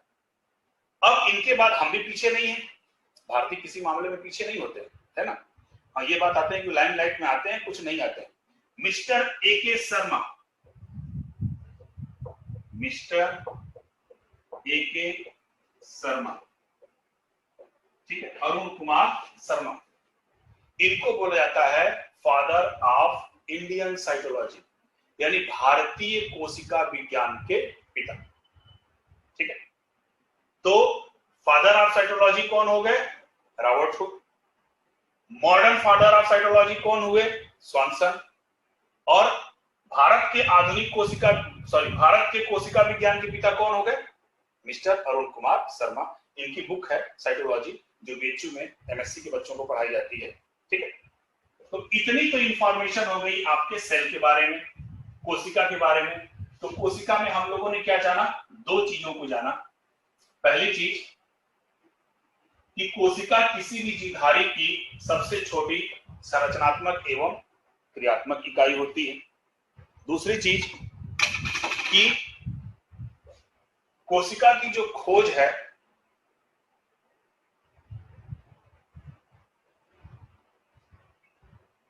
रॉबर्ट हुक के द्वारा की गई, ठीक है।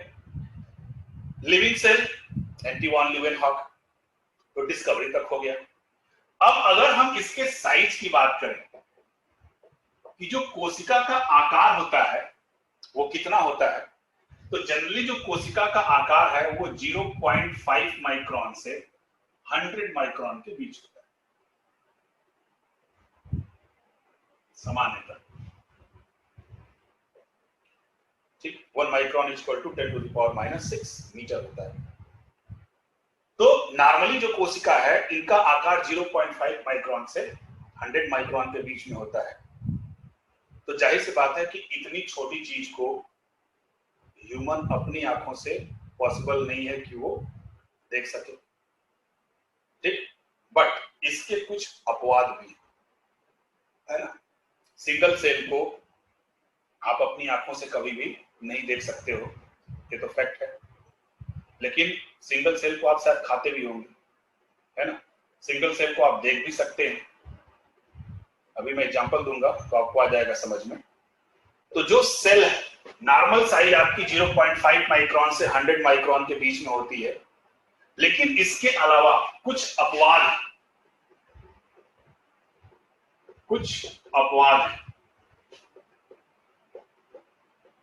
ठीक। और आपको अच्छे से पता है कि इस दुनिया में पूछ उसी की होती है जो अपवाद होते हैं। समान है तो आपको कोई नहीं पूछेगा, कुछ ना कुछ यूनिक कैरेक्टर जो आप में है वो डेवलप होता है तो आपको लोग जानते हैं, है ना। इसीलिए आप जब यूपीएससी की तैयारी कर रहे हैं कुछ ना कुछ ऐसा कैरेक्टर होगा जिससे आपको एग्जाम को क्रैक करना होगा, और वो सब में अलग अलग होता है। तो जितने भी इस धरती पर अपवाद हैं उनको आप जानते रहिएगा। आप में कौन सा अपवाद है उसको भी आप जानते रहिएगा, क्योंकि इसी से इंटरव्यू में क्वेश्चन पूछे जाते हैं। तो इस सेल में भी कुछ अपवाद हैं, जैसे पहला स्मॉलेस्ट सेल, सबसे छोटी कोशिका किसकी होती है? सबसे छोटी कोशिका नॉर्मली जो सेल की साइज है वो कितना? 0.5 माइक्रोन। लेकिन इससे भी एक छोटी कोशिका होती है जिसकी साइज होती है 0.1 माइक्रोन, और ये होती है एक जीवाणु की कोशिका, बैक्टीरिया की होती है, इसको हम जीवाणु बोलते हैं। इसका नाम है mycoplasma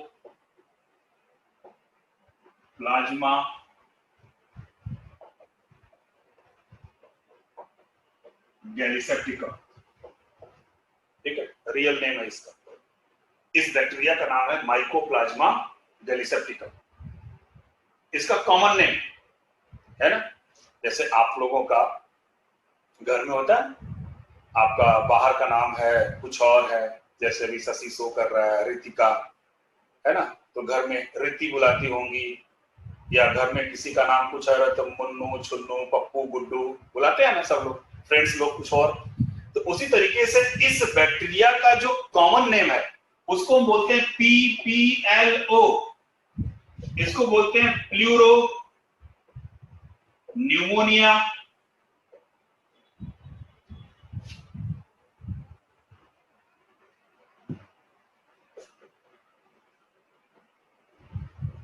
pleuro pneumonia like organism, ठीक, कॉमन नेम है इसका PPLO। तो प्लूरो न्यूमोनिया क्यों बोलते हैं? झूठा निमोनिया। बच्चों में जो निमोनिया होता है वो एक विशेष जीवाणु से होता है जिसको हम बोलते हैं डायलिस्टर निमोनी। बच्चों में निमोनिया होता है, जैसे अभी कोरोना वायरस फैल रहा है, इसके भी लक्षण किससे हैं? कैसे मिलते जुलते हैं? निमोनिया से। लेकिन जो जानवरों में जो 4 पैरों वाले जानवर हैं, कैटल जिसको बोलते हैं, तो जानवरों में जो निमोनिया जैसा रोग होता है, तो जानवरों में निमोनिया जैसा जो रोग होता है वो भी एक विशेष जीवाणु से होता है। उस जीवाणु का नाम है माइकोप्लाज्मा गैलीसेप्टिकम, ठीक है।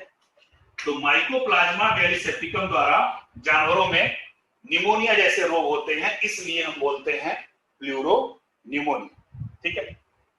और इसको एक और टर्म इस्तेमाल किया जाता है कि जोकर ऑफ प्लांट किंगडम, क्योंकि जोकर क्या होता है? अपना आकार बदलता रहता है ना, तो ये भी अपना आकार बदलता रहता है, इसलिए हम माइकोप्लाज्मा गैलीसेप्टिकम को बोलते हैं जोकर ऑफ प्लांट किंगडम। और ये क्या काम करता है? जानवरों में श्वसन संबंधी रोग पैदा करता है। इसमें जानवरों में, इंसानों में नहीं, जानवरों में श्वसन संबंधी क्या करता है? ये रोग पैदा करता है। कौन? Mycoplasma gallisepticum. तो ये सबसे छोटी कोशिका होती है, इससे छोटी कोई कोशिका नहीं होती। और आपको जानकर आश्चर्य होगा कि जो विषाणु होते हैं, वायरस जो होते हैं, वो बैक्टीरिया से लगभग 100 गुना छोटा होता है, ठीक है। लेकिन वायरस जीव में नहीं आता है, ठीक है। न वो जीव है और न ही वो निर्जीव है। जब तक बाहर रहता है वो निर्जीव है, और जैसे किसी के शरीर में गया वो क्या हो जाता है? जीव हो जाता है। तो इसलिए हम वायरस को बोलते हैं सजीव और निर्जीव के बीच की कड़ी। और वायरस कुछ नहीं होता है, एक प्रकार का रासायनिक पदार्थ होता है, वो एक प्रकार का न्यूक्लिक अम्ल होता है, ठीक है। वो बाहर रहता है तो फ्री रहता है, जैसे ही आपके शरीर में जाता है अपना मल्टीप्लिकेशन, अपना जनन, आप ही के सेल की मशीनरी का इस्तेमाल करके अपना मल्टीप्लिकेशन, अपना जनन शुरू कर देता है, और आप ही के सेल से अपना भोजन लेना शुरू कर देता है, जिससे आपकी इम्यूनिटी कमजोर हो जाती है और आप बीमार हो जाते हैं, ठीक है। तो वायरस इसमें नहीं आते हैं। तो सबसे छोटी कोशिका किसकी होती है? जीवाणु की होती है, जिसकी साइज होती है 0.1 माइक्रोन, ठीक है। अब दूसरा अपवाद है, ये तो छोटा हो गया। लार्जेस्ट, दूसरा अपवाद है लार्जेस्ट सेल, सबसे बड़ी कोशिका। सबसे बड़ी कोशिका होती है ऑस्ट्रिच एग, शुतुरमुर्ग के अंडे की, लगभग 6 इंच बड़ी होती है, ठीक है। और 2 किलोग्राम इसका वेट लगभग आसपास होता है। लेकिन ये होता क्या है? सिंगल सेल, एक कोशिका होती है। तो आज के बाद से ये मत कहिएगा कि आपने सिंगल सेल देखा नहीं है। किसी भी जानवर का जो अंडा होता है वो हमेशा सिंगल सेल होता है, किसी भी जानवर का। और किसी भी जीव की जो उत्पत्ति होती है वो हमेशा सिंगल सेल से होती है, कभी भी मल्टीपल सेल से नहीं होती है। यहां तक कि ह्यूमन की भी, हम लोग की भी उत्पत्ति हुई है तो एक कोशिका से हुई है, सिंगल सेल से हुई है, ठीक है। तो अब आज के बाद ये मत कहिएगा कि आपने एक कोशिका को देखा नहीं है। आप रोज शायद खाते भी होंगे एक कोशिका को। किसी भी जीव का जो अंडा है वो एक कोशिका होता है ना। शाकाहारी लोग नहीं खाते हैं, शाकाहारी लोग कहते हैं कि वो मांसाहारी है, और जो खाते हैं वो बोलते हैं कि अंडा शाकाहारी है। और साइंस के हिसाब से चलोगे तो दुनिया में कोई भी चीज शाकाहारी नहीं है। जिसमें जीव है उसमें जीवन है, जिसमें जीवन है उसको मारोगे तो वो डेड हो रहा है ना। दही खाते हो आप ना, लैक्टोबैसिलस लैक्टोसी जीवाणु होते हैं, शाकाहारी तो जिंदा खा जाते हैं उसको, ठीक, फिर उसमें नहीं जाना है। तो सबसे बड़ी कोशिका क्या है? ऑस्ट्रिच। और एक क्वेश्चन और यहां पे सॉल्व हो गया।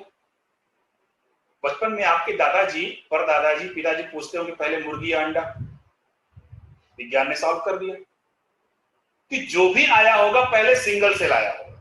वो कहां से आया ये नहीं पता हमको, लेकिन आया होगा तो एक ही सेल आया होगा, फिर वो मल्टीपल बना होगा। तो जाहिर सी बात है मुर्गी के पहले कौन आया? अंडा आया होगा, ठीक है। तो स्मॉलेस्ट सेल कौन हो गया? माइकोप्लाज्मा गैलेक्सिटिकम। लार्जेस्ट सेल कौन हो गया? ऑस्ट्रिच का अंडा, ठीक है, शुतुरमुर्ग का अंडा। तीसरा लॉन्गेस्ट सेल, सबसे लंबी कोशिका, ये तो हो गई सबसे बड़ी कोशिका।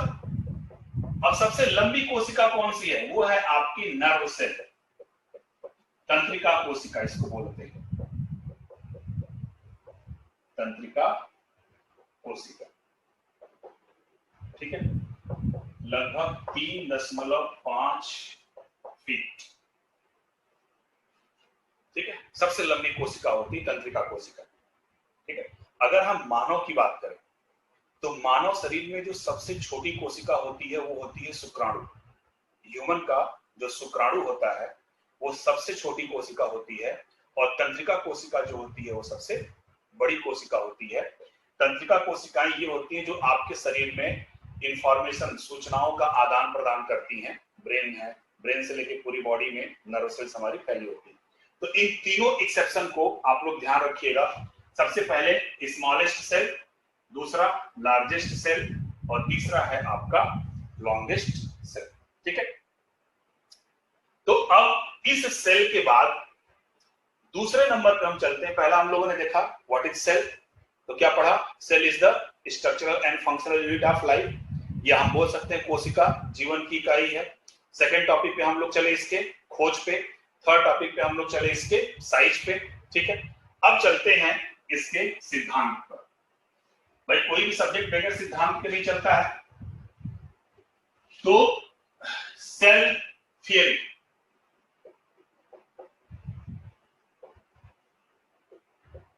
कोशिका सिद्धांत, ठीक है। तो कोशिका सिद्धांत देने वाले जो वैज्ञानिक थे वो दो वैज्ञानिक थे। एक का नाम था स्लाइडेन,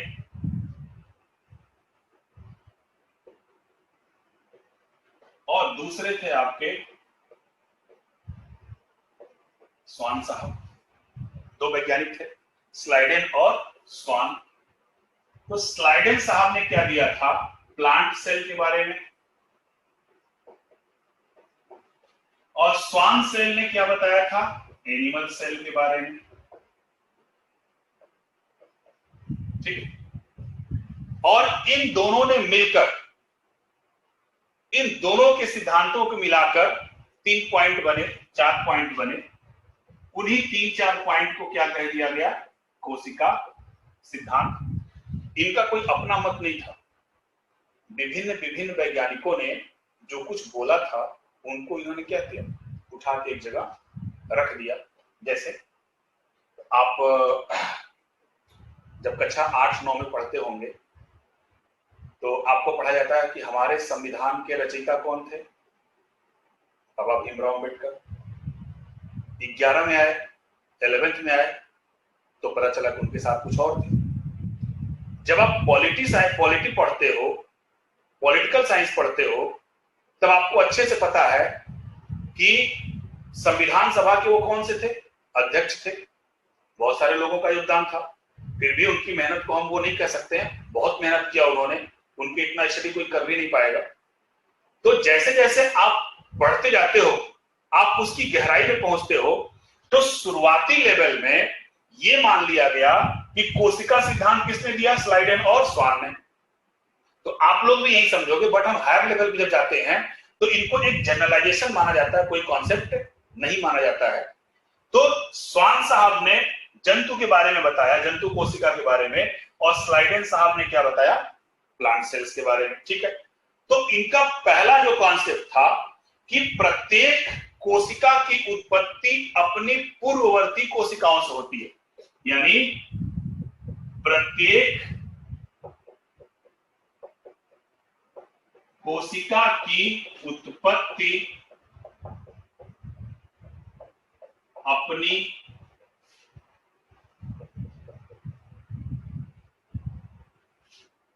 पूर्ववर्ती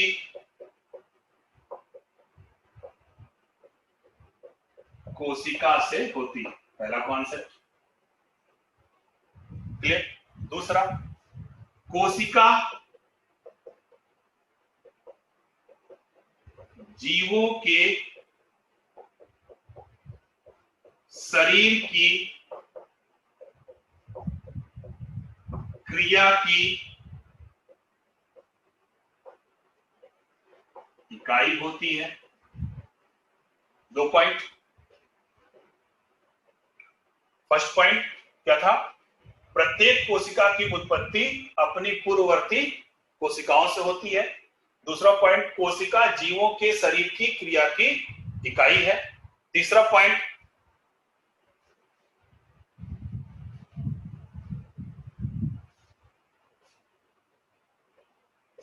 थर्ड पॉइंट था, प्रत्येक जीव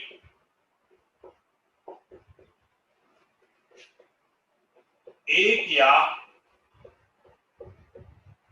अनेक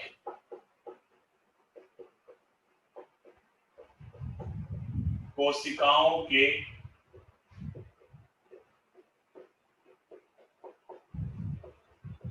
बने होते हैं। ठीक है। 3 पॉइंट, इन 3 पॉइंट को माना गया कोशिका सिद्धांत, और यह भी कहा गया कि जितने भी जीवधारी हैं ये सभी जीवधारी इस कोशिका सिद्धांत का पालन करते हैं। ठीक है। कोई भी जीवधारी है, प्रत्येक जीव एक या अनेक कोशिकाओं के बने होते हैं, सही। प्रत्येक कोशिका की उत्पत्ति अपनी पूर्ववर्ती कोशिका से होती है। कोशिका जीवों के शरीर की क्रिया की इकाई होती है। ठीक है। इस तीनों चीज को माना गया सेल थ्योरी, जिसको दिया स्लाइडेन और स्वान ने। लेकिन इसके अपवाद भी हैं। ठीक है। यानी कि वो आ चुका है क्वेश्चन यूपीएससी में, वो कौन सा ऐसा है जो कोशिका सिद्धांत का पालन नहीं करता। ठीक है। तो इसी के नीचे हम लोग लिखेंगे अपवाद, और अपवाद में लिखेंगे हम वायरस। वायरस को हम बोलते हैं विषाणु, यानी जो विषाणु होते हैं ये कोशिका सिद्धांत का पालन नहीं करते। ठीक है। विषाणु कोशिका सिद्धांत का पालन नहीं करते हैं, इस वजह से विषाणुओं को हम बोलते हैं it is the connecting link between living and non living organism. यानी कि जो विषाणु होते हैं वे सजीव एवं निर्जीव के बीच की कड़ी होते हैं। विषाणु न तो पूरी तरीके से सजीव होते हैं और न ही पूरी तरीके से निर्जीव होते हैं। तो कोशिका सिद्धांत के बारे में हम लोग समझे, सेल थ्योरी, और सेल थ्योरी का अपवाद कौन है आपके? वायरस, विषाणु। ठीक है। और विषाणु क्या होते हैं? जीवित एवं निर्जीव के बीच की कड़ी होते हैं। ठीक है। और ये कोशिका सिद्धांत का पालन नहीं करते। क्लियर? अब इस कोशिका सिद्धांत के बाद सेकंड नेक्स्ट पॉइंट पे हम चलेंगे, देखेंगे टाइप्स ऑफ सेल, यानी कोशिकाएं कितने प्रकार की होती है। उसके पहले एक फिगर हम देखेंगे जो रॉबर्ट हुक ने बनाया था, बताया था जिसको। तो जो आपका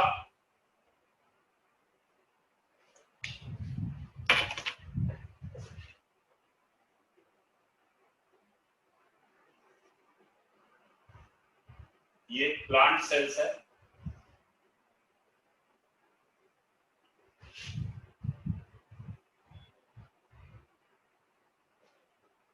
स्लाइड से मैं फिगर भेज दूंगा, आप लोग देख भी सकते हैं, क्योंकि मैं बना दे रहा हूं।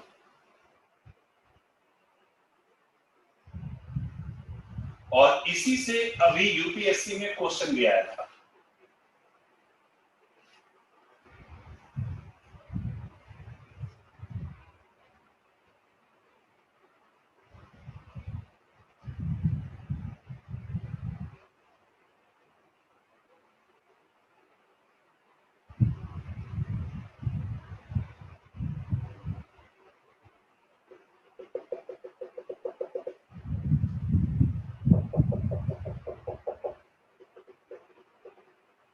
ठीक, ये आपको स्क्रीन पे दिख रहा होगा। ये जो बाहर की 3 लाइन आपको दिख रही है, सबसे बाहर स्तर होता है सेल वॉल, इसको बोलते हैं कोशिका भित्ति। उसके अंदर की स्तर होती है सेल मेम्ब्रेन, इसको हम बोलते हैं कोशिका झिल्ली। ठीक है, पौधों की कोशिकाओं का बाहरी आवरण क्या होता है? Cell wall. ठीक है, उसके बाद होती है सेल मेम्ब्रेन। लेकिन जो जंतु होते हैं, जंतुओं में कोशिका भित्ति नहीं पाई जाती।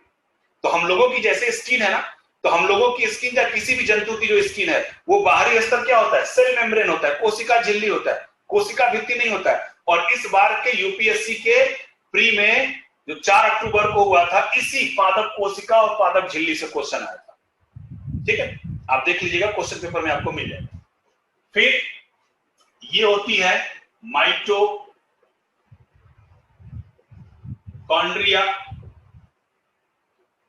ये होती है रिक्तिका,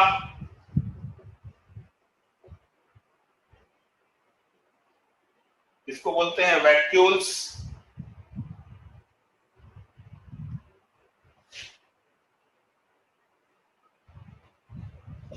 इसको बोलते हैं राइबोसोम,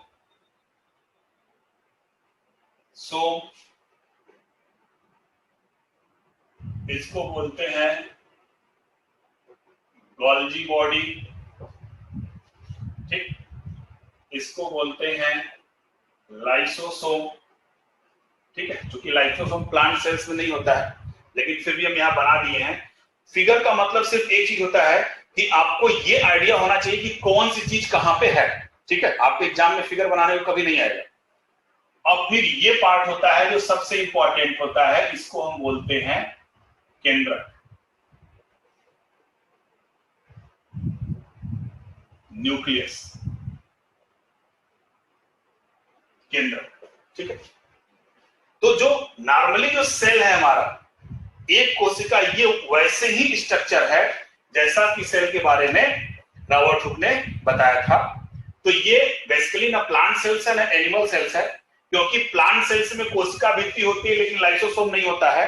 तो यहां मेरे बनाने का सिर्फ एक मकसद है कि ये जो कुछ नाम है आपको, ये दिमाग में आपको रहे कि ये चीजें आपके ऐसे ऐसे कोशिका में होती है। अब इस पार्ट में जो साइटोलॉजी पार्ट है, साइटोलॉजी का सबसे अहम पार्ट है आपका ये केंद्रक, और इसी केंद्रक पर आपके मेंस का पूरा एक सब्जेक्ट, पूरा एक टॉपिक डिपेंडेंट है, और उस टॉपिक का नाम है जैव प्रौद्योगिकी। तो अगर आप केंद्रक के बारे में, डीएनए, आरएनए और जीन के बारे में अगर आपका कॉन्सेप्ट सही हो गया, तो जाहिर सी बात है आपको बायोटेक समझने में बहुत आसानी हो जाएगी। ठीक, अब इस सेल के बाद, इस सेल में जितने भी पार्ट हैं, इस टॉपिक में सिर्फ आपको एक चीज करना है कि केंद्रक के अलावा जितने भी भाग हैं, इन भागों का मेन काम क्या है।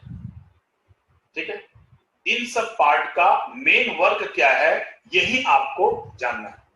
यानी सेल के अंदर माइटोकॉन्ड्रिया क्या करता है?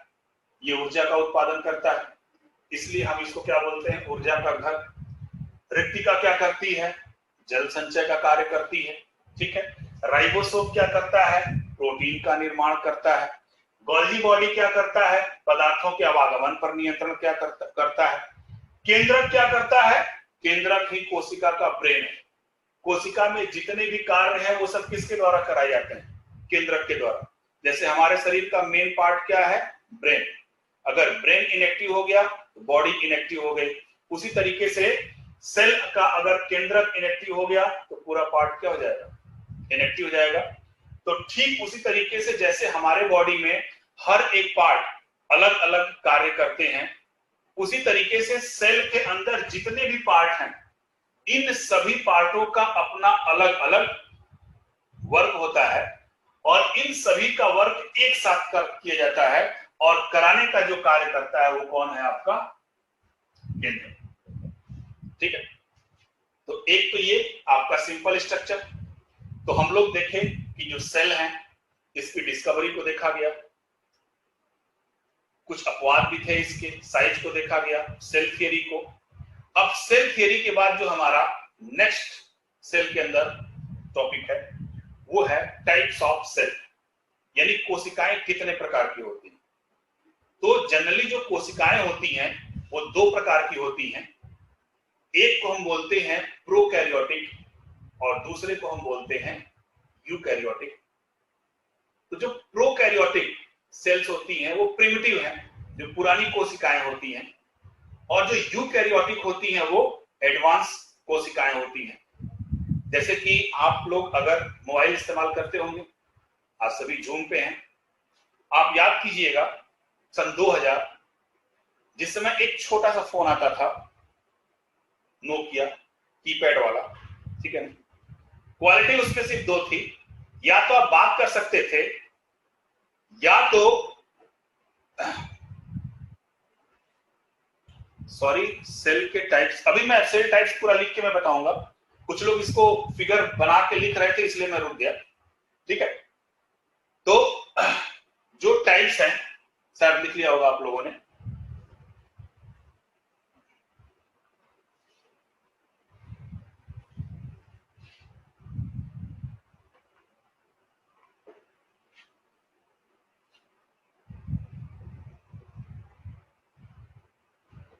Types of cell, two types के सेल, फर्स्ट प्रोकैरियोटिक और दूसरा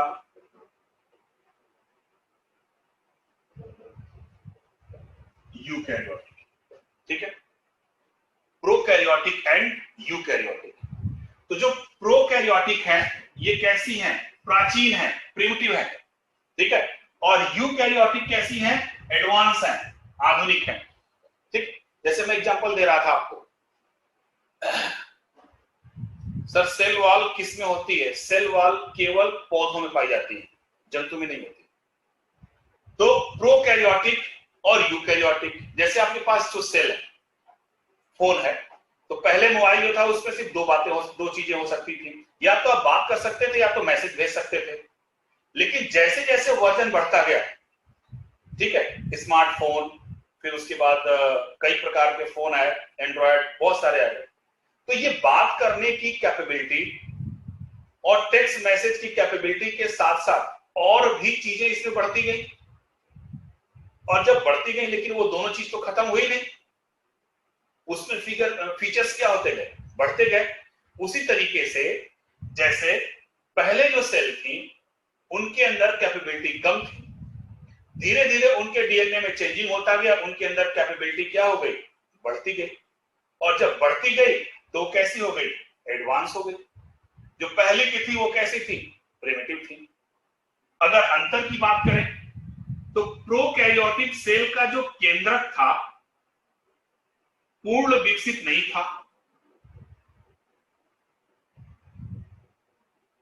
पूर्ण विकसित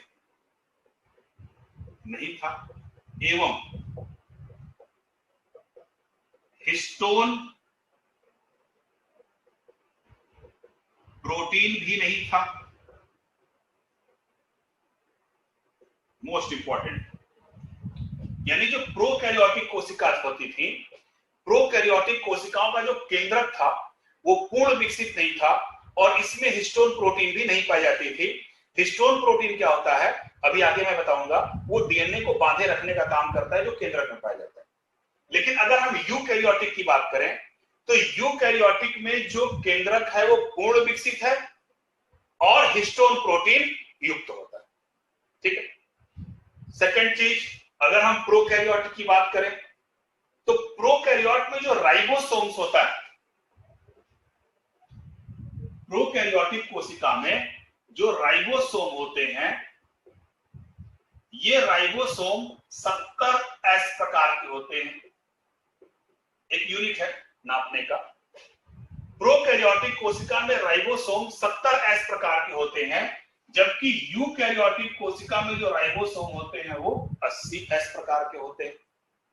ठीक है 80, ये 0 नहीं है, 8 0 है, एक्चुअली मैं 8 ऐसे ही बनाता हूं। तीसरा अंतर, जो प्रमुख कोशिकांग है जैसे माइटोकॉन्ड्रिया, गोल्गी बॉडी, ठीक है, या फिर इंडोप्लाज्मिक रेटिकुलम वगैरह, प्रमुख कोशिकांग, बस इतना जानिए कि प्रमुख कोशिकांग प्रोकैरियोटिक कोशिका में अनुपस्थित होते हैं, नहीं पाए जाते, लेकिन वही प्रमुख कोशिकांग यूकैरियोटिक कोशिका में पाए जाते हैं। ठीक है, तो प्रोकैरियोटिक कोशिका में प्रमुख कोशिकांग अनुपस्थित होते हैं और यूकैरियोटिक कोशिका में प्रमुख कोशिकांग क्या होते हैं, उपस्थित होते हैं।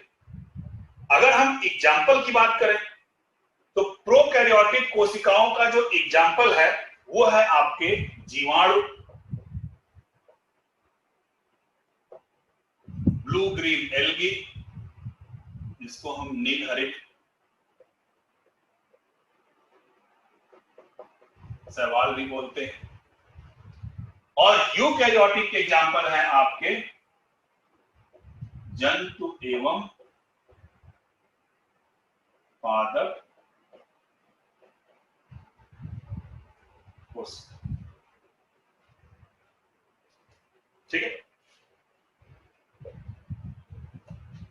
ये मैं फिर से बता दे रहा हूं, प्रोकैरियोटिक और यूकैरियोटिक में जो डिफरेंस है वो ये है कि प्रोकैरियोटिक कोशिकाएं प्राचीनतम कोशिकाएं होती हैं, यूकैरियोटिक कोशिकाएं आधुनिक कोशिकाएं होती हैं।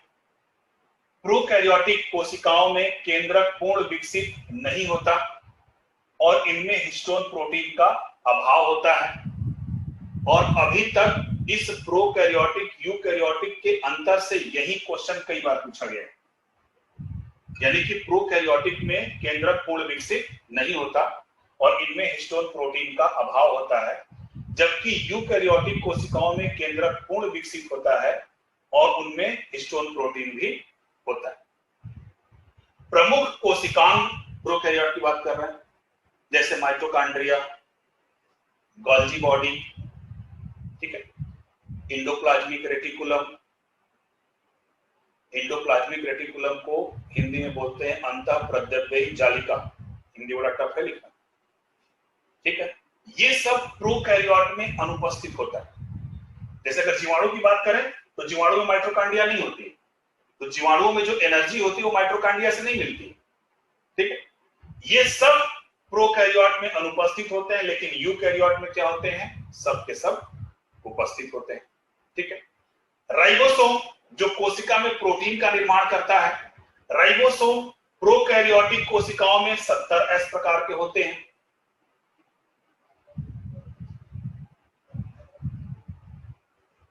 और यूकैरियोटिक कोशिकाओं में 80S प्रकार के होते हैं।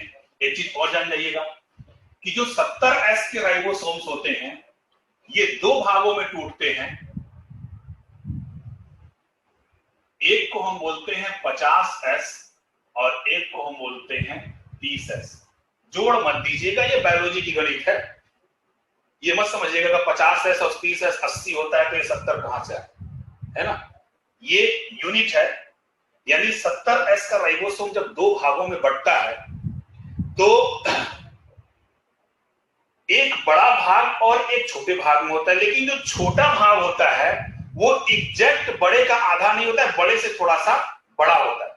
इसलिए एक लिखने का तरीका है 50S और 30S। जैसे अगर आप कभी ब्लड प्रेशर जानते होंगे तो ब्लड प्रेशर को लिखते हैं 120/80 mmHg लिखते हैं ना, इसी तरह लिखते हैं।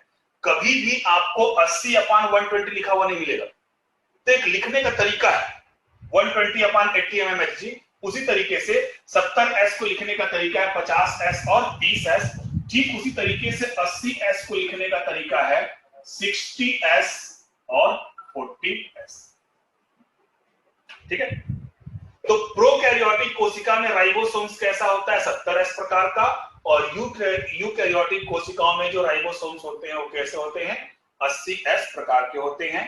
प्रोकैरियोटिक कोशिकाओं के एग्जाम्पल हैं आपके नीलहरित शैवाल और जीवाणु, और यूकैरियोटिक कोशिकाओं के जो आपके एग्जाम्पल हैं जंतु एवं पादप कोशिका।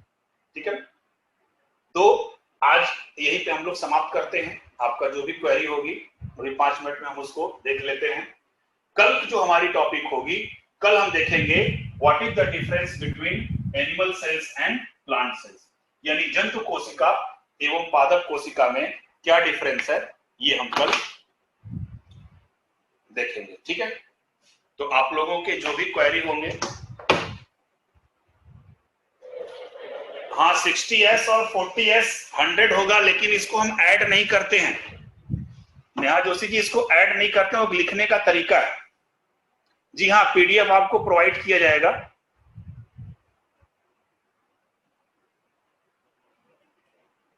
पीडीएफ हम प्रोवाइड करेंगे, आप उसकी टेंशन मत लीजिएगा।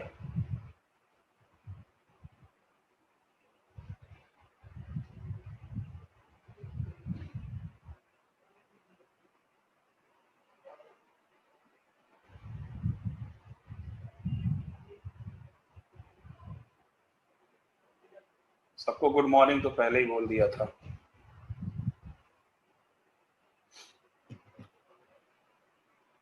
आवाज वगैरह के लिए टेक्निकल फॉल्ट है, मैं उसको देख लेता हूं, बोल दूंगा, सही हो जाएगा।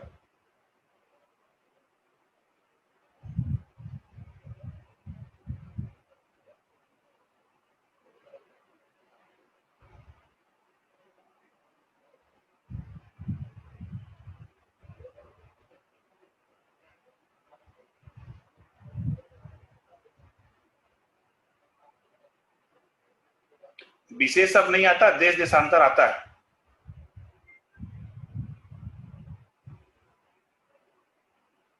नहीं, क्लास 11 की बायो नहीं पढ़नी है आपको। क्लास 11 की केमिस्ट्री के कुछ टॉपिक हैं, वो हम टेक्नोलॉजी में उसको हम डिस्कस कर लेते हैं, उसको हम प्रॉपर नोट देंगे। बेकार में आप क्लास 11 की बुक मत खरीदिएगा, केवल 9th और 10th।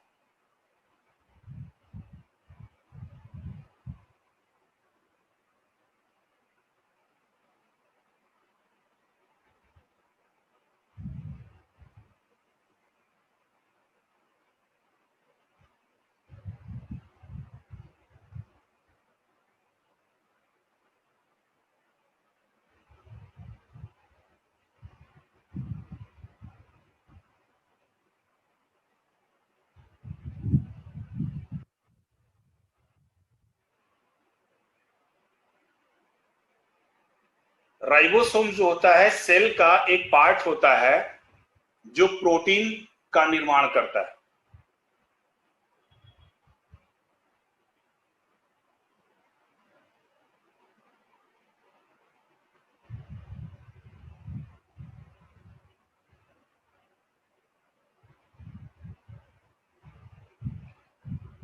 Pramod ji, current sector कितना होता है ये बताना मुश्किल है, क्योंकि यूपीएससी हर साल चेंज करती रहती है।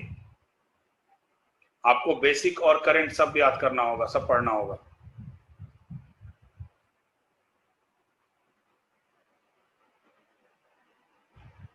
किसी भी करंट अफेयर्स की कोई मैगजीन आपको हेल्प नहीं करेगी, सिर्फ आप न्यूज़पेपर पढ़िए।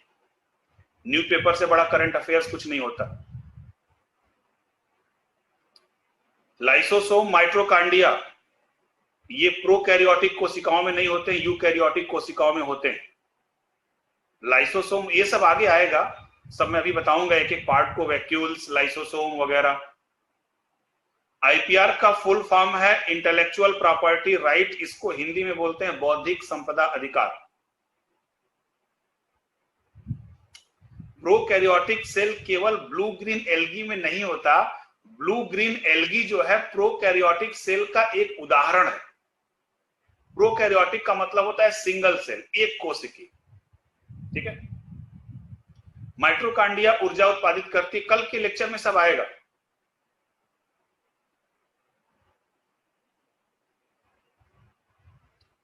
फोटोसिंथेसिस प्रक्रिया के दौरान पौधे क्या होते हैं, अपना भोजन बनाते हैं और ऑक्सीजन गैस बाहर निकलती है।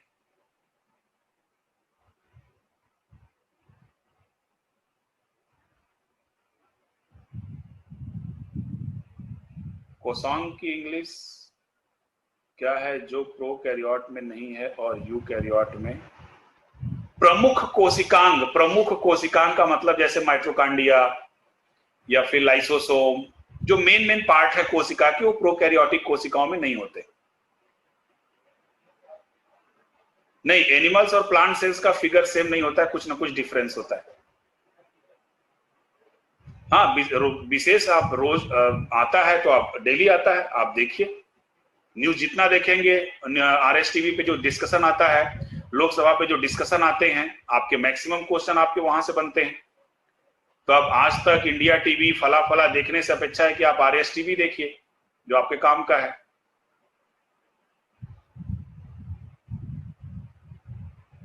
ठीक है, कल से मैं दोबारा बोलने की कोशिश करूंगा।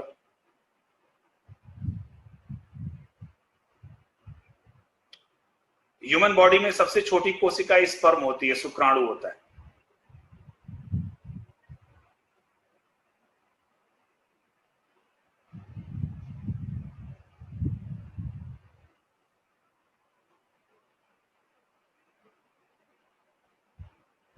जी हाँ, डीएनए तो दोनों सेल में होता है, एक में बिखरा होता है, एक में संतुलित होता है। स्पीड थोड़ा कम कीजिए सर।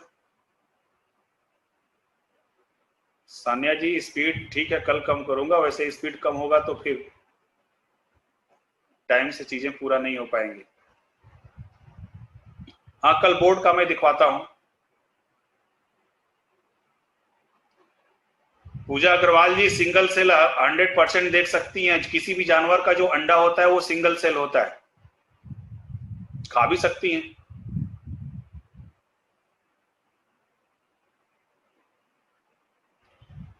वायरस जो होते हैं, विषाणु जो होते हैं, वो जीवित एवं मृत के बीच की कड़ी होते हैं। न वो पूरी तरीके से जीवित है, न पूरी तरीके से मृत है।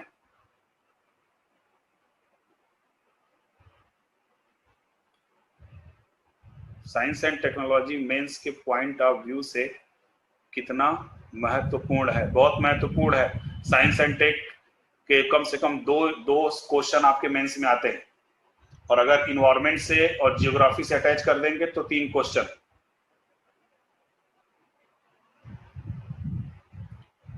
अरे सचिन जी, धीरे धीरे सब आएगा, आरबीसी डब्ल्यूबीसी सब मैं बताऊंगा आपको, आधा डॉक्टर बना दूंगा, परेशान मत होइए।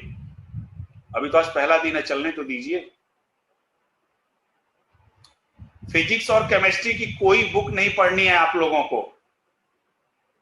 वो सब मैं क्लास में करवा दूंगा। सेल वॉल के बारे में भी कल मैं फिर बताऊंगा, आज तो बस खाली रे डायग्राम हुआ है।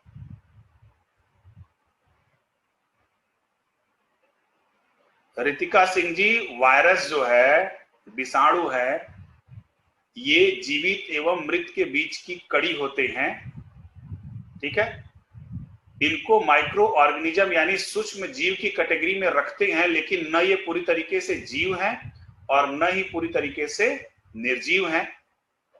जब ये किसी जीव के अंदर एंट्री करते हैं तब ये जीव जैसा बिहेव करते हैं, लेकिन अगर ये बाहर रहते हैं तो निर्जीव जैसा पड़े रहते हैं।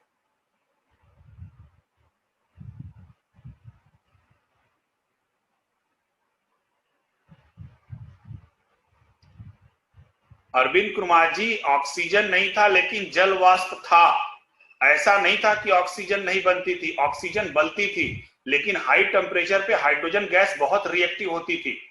तो ऑक्सीजन जैसी बनती थी तुरंत हाइड्रोजन से रिएक्ट करके जल बना लेती थी, और तुरंत वो जल वाष्प में बदल जाती थी, तो फ्री ऑक्सीजन नहीं होता था।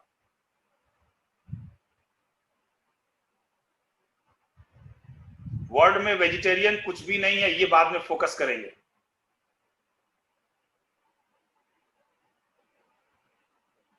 वायरस आया कहां से, वायरस के चैप्टर में हम लोग आएंगे तो देखेंगे। निर्जीव सेल रॉबर्ट हुक का नाम दिया जाता है।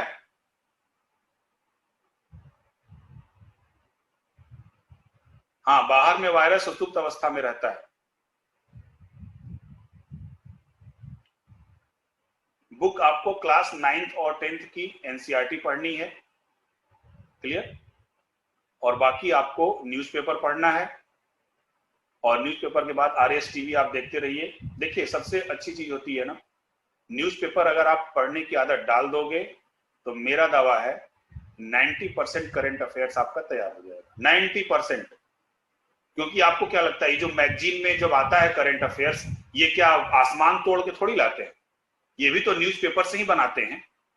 तो बस आप लोग न्यूज़पेपर अच्छे से पढ़ते रहिए, आपकी 70% के ऊपर समस्याएं सॉल्व हो जाएंगी। Okay, thank you. और किसी का कोई क्वेश्चन?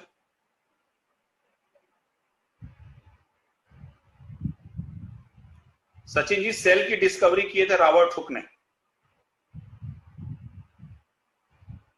ठीक है। ओके, कल मिलते हैं सेम टाइम पे। Thank you.